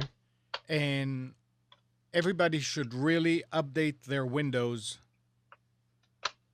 from last week, from last Tuesday, because XP's not updating. actually XP updated too. I mean, I'm still getting on that monitor machine. I'm still getting updates for XP. I'm not. Aren't you doing that thing where you put it in as you did the registry hack? No, I didn't do that. Oh. I mean, I don't know which. It's updates that don't require rebooting. I always just click yes, Yeah. go ahead and do it, and it says okay, done. But IE was vulnerable to that freak. What a surprise. Chrome and Firefox were not. Well, there are two are modern browsers, one is not. Yeah. Isn't that kind of expected? So Microsoft fixed IE with the last Tuesday, Okay. and to the from what I read, there are still some other programs out there that could make your browser use the old standard, but the risk is very low according to everybody. But you do need to either stop using IE if you don't want to update for some reason, or update your do the Windows updates, so it will fix it. Another thing that has to do with virus, an update to a number of Panda antivirus programs Wednesday mistakenly flagged core files as malware, putting them in quarantine. In doing so, the antivirus system ceased working. Panda's free antivirus Retail 2015 service and its enterprise cloud-based anti-malware service are all affected. the company took to Twitter to warn users, please don't reboot PCs. We'll keep you posted. In an advisory, Panda said the erroneous signature file was repaired immediately, but warned under certain conditions it is possible for the incident to persist. So if you're using Panda, don't reboot your computer. Go to the Panda site and see what the updates, how they're updating you about it, what's the latest news about this. Of course, you can always just uninstall Panda and install something else. Why can't you reboot? You what? Why can't you reboot? They said that if you reboot, I mean, apparently, while you're still running, if you don't reboot, I mean, everybody would reboot if it required it anyway. If you don't reboot, the system is still working. But if you reboot, now it's going to stop working. But I mean, when you install the software and you're used to it telling, okay, I need to restart your machine, you're not going to go and read a Twitter thing about, no, don't. You probably will read it later on. So, kind of tricky. Yes, Kind of. very much so.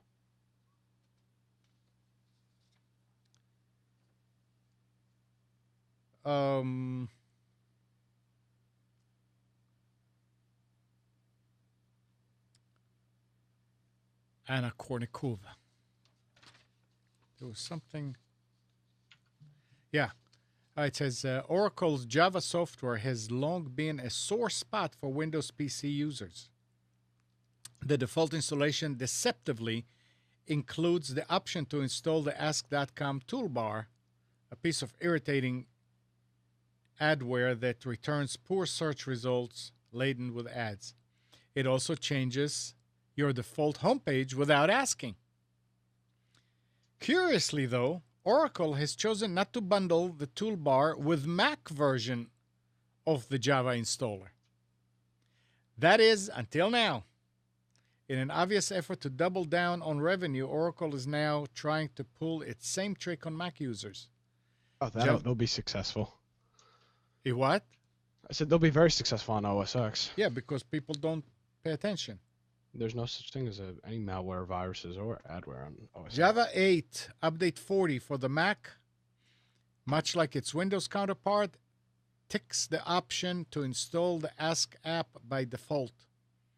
Users that typically fly through the software installation process, or those that aren't terribly tech savvy, likely won't realize they've agreed to install Ask until after the fact. And that's what we always said, right? That the problem with the Apple is they've been brainwashed. Yep, they're just not used to it. We're used to, hey, don't do this, don't do that, or oh, what is this? What is that? They're just used to looking at stuff. If there's a bunch of check boxes, you don't just click next right away. You see what they say. Right. But yeah, that's what they wanted. That's what they're going to get now. Now they can enjoy their adware as well. To learn how to use a computer. Always check for advanced or preferences there on the screen somewhere. Oh yeah, for sure. All right, Nick, go ahead and it's 5 till. Take. So, I'm doing a charity drive this year. I don't think you mind if I talk about this, Amnon. Go ahead. So I'm doing a charity drive. It's the campaign is called Extra Life. It's a gaming charity, and they've spun up an Albany. I don't know. I wouldn't call it a region, but like an Albany group, and I've been taking part in a lot of stuff there. So I'm doing a charity. It's a gaming charity. It runs all year. And 100% of the proceeds go to the Children's Hospital at Albany Medical Center, which is where I'm located. So I'm playing for I'm playing games for the Albany Medical Children's Hospital, and that's where all the proceeds are going. So if you are so inclined to do so, we'd appreciate a donation. Very There we go. nice. Yeah. How would someone go about making a donation? I just posted the link in there, and it's just a link to my Extra Life page. And there's videos on there. You can see the hospital I'm playing for and stuff like that. So my goal is to raise $200, and it runs all throughout the year. Actually, I think it runs till November, and then the new year starts. So Just in Thank you. case there's anybody watching the video on YouTube, perhaps you can read out the address. They can get it from your link. yeah, so it's extra-life.org/participant, no S, participant/Nick Craig. That's my URL. Or if you want to go, if you're looking for an easier way, if you go to the Infection Podcast website, there's a white link on the right-hand side that says Extra Life, and that will also get you there as well. So that's what I've been up to, which is it's a nice thing. It's kind of something that I've always been playing video games, so it's a nice little added thing that I can do. Extra Life. Extra-life. Yeah. .org. Extra-life.org/participant / Nick Craig. Yep. And that should bring you there. I'm just doing a fast thing to stick here on the so people like we can take this, change it to 22 and put another. Yeah, you never know who's going to be watching the video after the fact. You could have some extremely generous soul watching and thinking, "Oh, There I is could that donate correct, a Nick? few quid to that, or a few dollars to that." Yeah, exactly. So I appreciate it. I really do. Sure thing. I'm so they've created their Albany like sector. So they create like so there's like a hospital has to be, there's requirements that a hospital has to be, like they have to be a non-for-profit.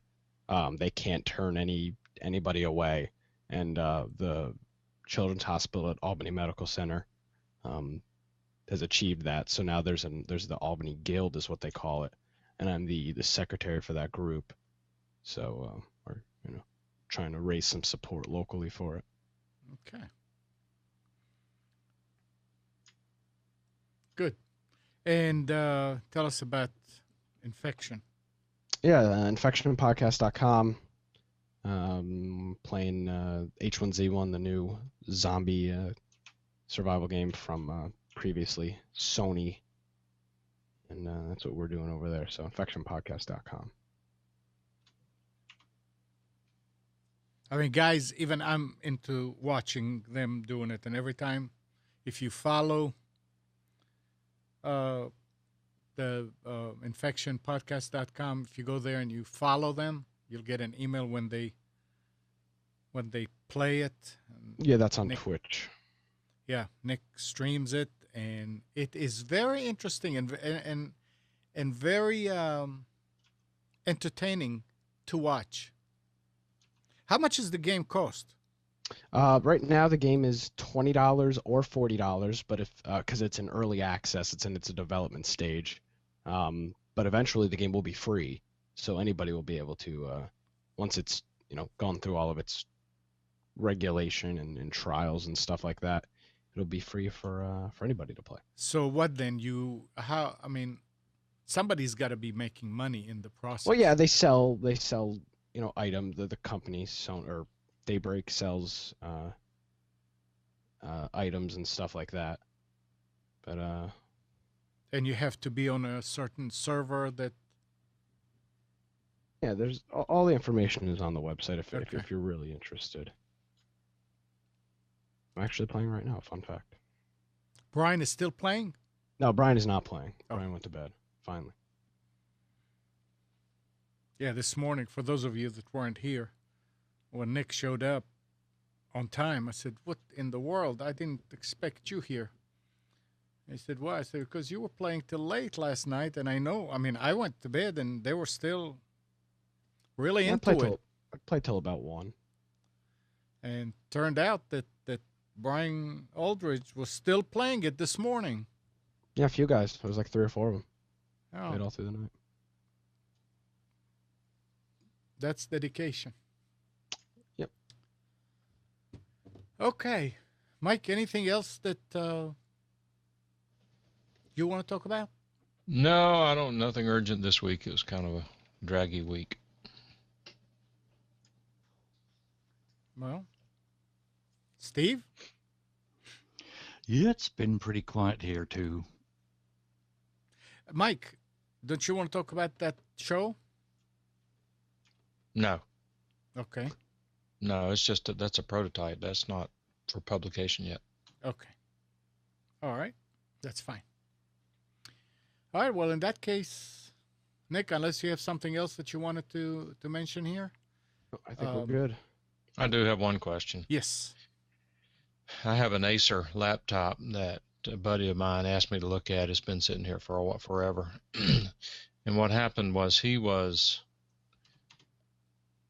doing Windows updates, and he thought he had the battery plugged in, the charger plugged in. He did not, so the computer shut down while he was doing updates. Since then, he can't get the computer to boot. I mean, it won't even go through post. It's not a Interesting. hard drive issue. It won't even go through post. Well, I've had it here for probably 6 months. I didn't realize that he was doing a Windows update when it died. It was working fine until then. It's a computer. It's not real old computer, but that occurred to me that he very well could have a scrambled BIOS on it. It could be as simple as a scrambled BIOS. And I decided to take it apart to try to go in and take the CMOS battery out of it to see if I could by any chance force it to boot. And I haven't spent much time on it, but I took it apart and got everything apart except there's apparently one screw I can't find to get the cover off of it. I even looked at a video on YouTube that shows how to completely disassemble it. One by one, I compared the screws he took out with the screws I took out. And yet there is a screw in it that I can't find, and I'm not sure where to go with it at this point. I am not charging him anything to do the repair, so I may just give it back to him and let him worry about it. But I'm not up to going that deeply into it. I've never Right. actually heard of that being a problem. Like, it always says don't turn off Windows while it's updating, but I never actually thought that did anything, if you did. I can understand it scrambling the operating system by getting the registry out of whack with something on the hard drive. I could see that, but I can't see it not even going through post after you restart after the. It's like a fried hardware, something on the Um, hardware, which doesn't make any sense. There was. Brent can't go into safe mode because you can't even get the computer to boot. Period. Did Won't you even go through post. It does come on though, right? The power light comes on. Yeah. And that's what all. was- And the hard drive runs for about 3 seconds. Try. Did you try the trick with pressing the insert key while turning it on? Yeah, I didn't know anything about holding the insert key. while turning- Try and when it's off, press the insert key. And while pressing For an it, Acer? what? For an Acer? The insert. It's on a keyboard. It's an insert. The insert key. I said for Acer. It's for anything. I mean, I don't know if it's for anything, but it's for some of them. And I don't know what it's for and what it's not for. But if you press on some of them, if you press the insert key and turn it on, it will sort of like clear the BIOS. And No, it won't even turn on. now it won't even turn on. No. Battery. The battery could be dead because it's been a while. Okay, so try it later. But I've never heard of that. Yeah.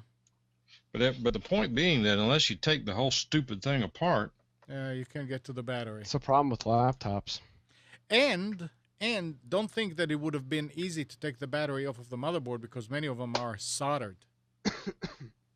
I have a soldering iron. I know, but I'm just saying it's not as simple as release it and pop I'll tell you it what out. I have been doing this week. I have been, for the past couple of weeks, I've been rebuilding some amplifiers. I've gotten interested again in some electronics work, as I mentioned before. And I have completely restored a Sun Centura 2 guitar amp from 1969, a Leslie reverb amplifier for a Leslie 122, Leslie speaker, if you know what that is. And I've got to redo the main amp for that. I've also restored some commercial broadcast equipment. So it's been kind of fun. The biggest challenge is getting the right parts. One of these things, this Leslie, the capacitors in the Leslie have a 1966 date code on them. Fun. The other thing I'm doing too, which until I started not feeling so hot Friday, but the other thing I've dug into is I've had a ViewSonic 19-inch non-widescreen monitor that I mentioned this before. I was using it, it was working fine, and then all of a sudden it goes out and you get the dreaded flashing LED that it just flashes once a second, but the monitor never powers up. Typically that means that the capacitors on the power supply have gone bad. Opened it up, sure enough, 4 of them were bulging, and one of the 4 was bulging so badly that the lead fell off when I touched it.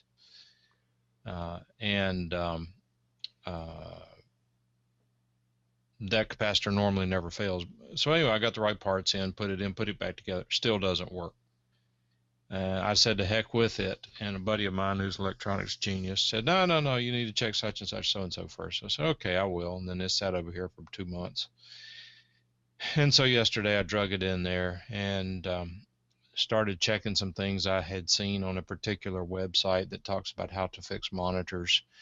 And nothing showed any sort of a problem there. So I then said, well, okay, I'm going to have to start at the beginning and go all the way through it with a fine-tooth comb, which I did, and I started going and found some things that I was testing wrong. Anyway, got all that going and found where it's working, where it's not working, and it appears that one of the ICs is bad. I don't know yet. I'm interested in finding out. The ICs, they're only about $1 a piece, but it's a surface mount part, and I don't see well enough anymore to be able to solder surface mount ICs. I may give it a shot anyway, just for the heck of it, because nothing ventured, nothing lost, and the monitor's not worth fixing, but it's a challenge to see what's wrong with it. But I learned an awful lot about how monitors work yesterday. That's why I waste my time doing these things, because that's how you learn, is by doing, and particularly whenever you have a product that if you destroy it, that it doesn't matter, you just throw it in a trash can, because that's where it was headed anyway. So we'll see. I don't know if I'll get it going again, but I'm not sure I want to get involved in what it could be the problem, in fixing what could be the problem. I probably will. I had one problem in another part of the board, and I sort of hacked that up a tiny bit, so I'm a little gun shy on that. I got a magnifying glass and saw that I didn't do such a good job of soldering it back. But we'll see. It's if you got the right tools, surface mount's not so hard to do. A lot of surface mount work is done reflow, which is hot air that flows across it and causes the solder to melt and bond to the part. I decided to try to take 2 of these parts off the motherboard. I would use my heat shrink gun, which gets really hot, and I didn't know if it would get hot enough to allow me to remove the part. But I heated it up, and sure enough, it did get hot enough to allow me to pick the part off the board, but it also sort of blackened the board around the part, so apparently it got too hot. But I don't know, it's just something to play with. Through hole I can handle, point to point on tube type electronics I can handle, but as far as the surface mount stuff, I'm not sure I'm into that. Anybody got any old guitar amplifiers, tube type guitar amplifiers, contact me. I might want to take a look at them. If you've got one if you've had for 20 years, and I guarantee the capacitors in it are bad. At least some of them. You never know which ones. You just normally shotgun them, because if they're not bad, they're going to go bad. The ones that are typically over about 100 microfarad, 50 microfarads or more. Brett, you said Alt F10 for the Acer recovery mode, and the problem, I don't know. I don't know when to hit Alt F10. No, it doesn't get to the point to ask for anything on the keyboard. I mean, all that happens is when I turn it on, the fan starts up, The hard drive runs for about 3 seconds, and the power light stays on. There's no blinks, flashes, no nothing. And it's not a case of the monitor. I mean, there's not even a beep. There's Did you nothing. did you try to take the hard drive out? Oh yeah, and the memory and all that. Okay.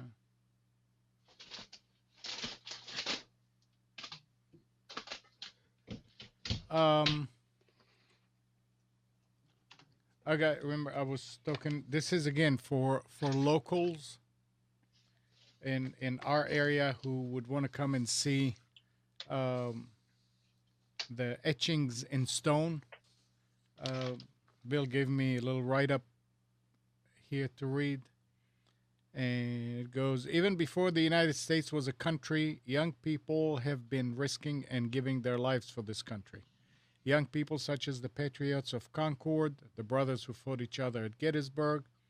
There were young warriors who fought in the trenches of Belleau Wood, to the heroes who charged the beaches of Normandy and Iwo Jima. We remember the frozen chosen at the Chosin Reservoir in Korea. We will never forget those who fought in the jungles of Vietnam. Now our brave men and women who have fought and continue to fight in Iraq and Afghanistan, we must never forget the warriors who fight our country's wars. After every war, our country has welcomed their returning warriors back home, with the exception of the Korean War veterans who were treated with indifference.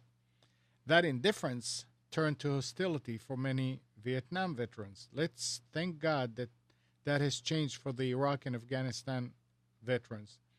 The hurt of the Vietnam veterans coming home was eased somewhat with the building of the Vietnam Veterans Memorial DC wall in DC.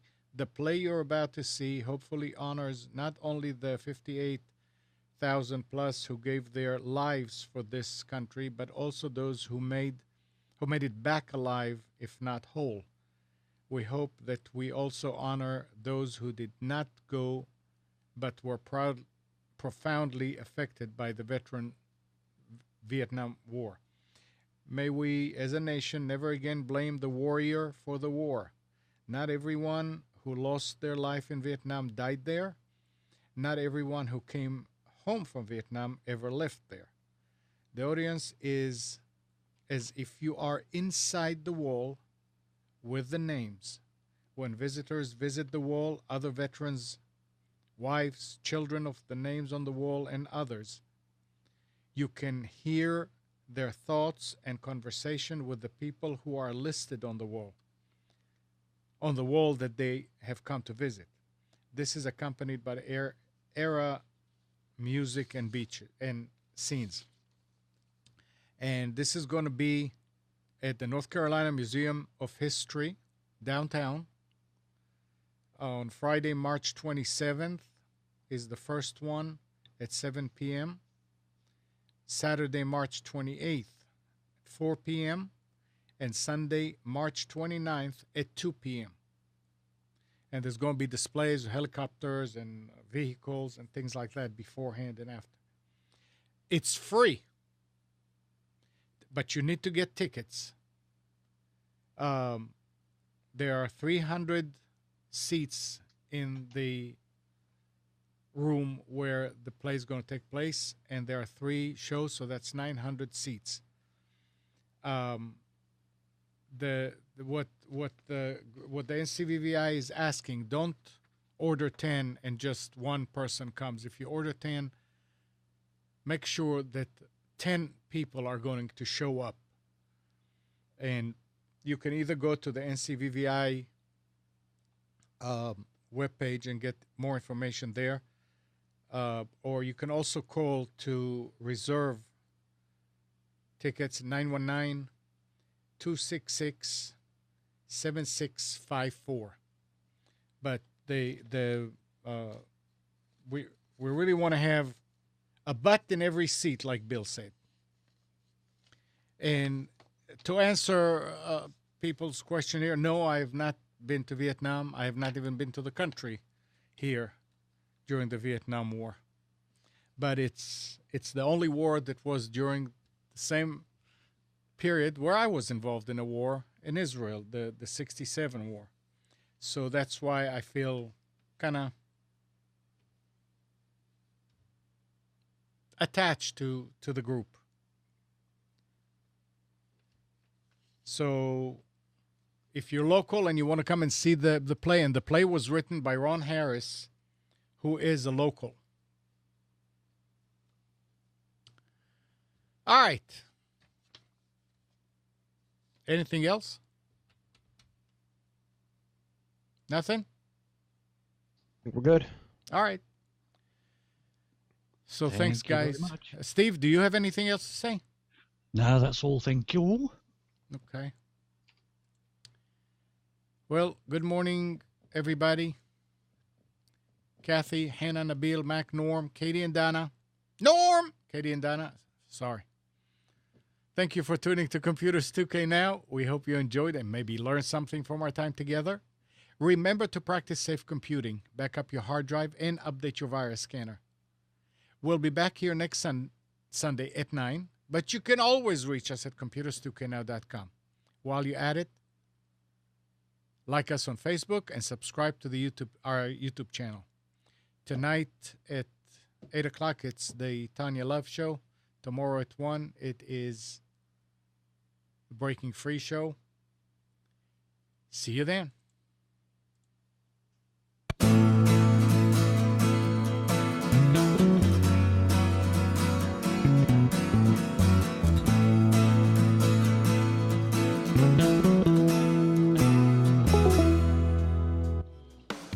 You are tuned to the Nissan Communications Network.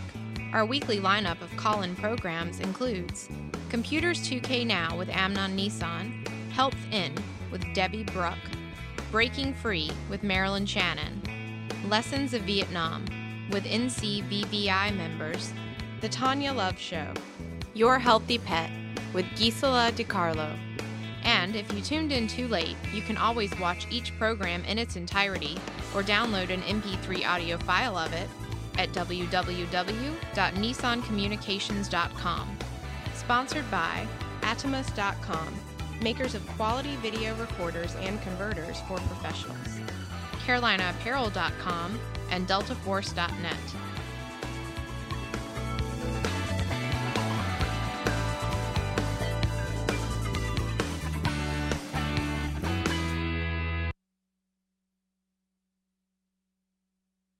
Okay.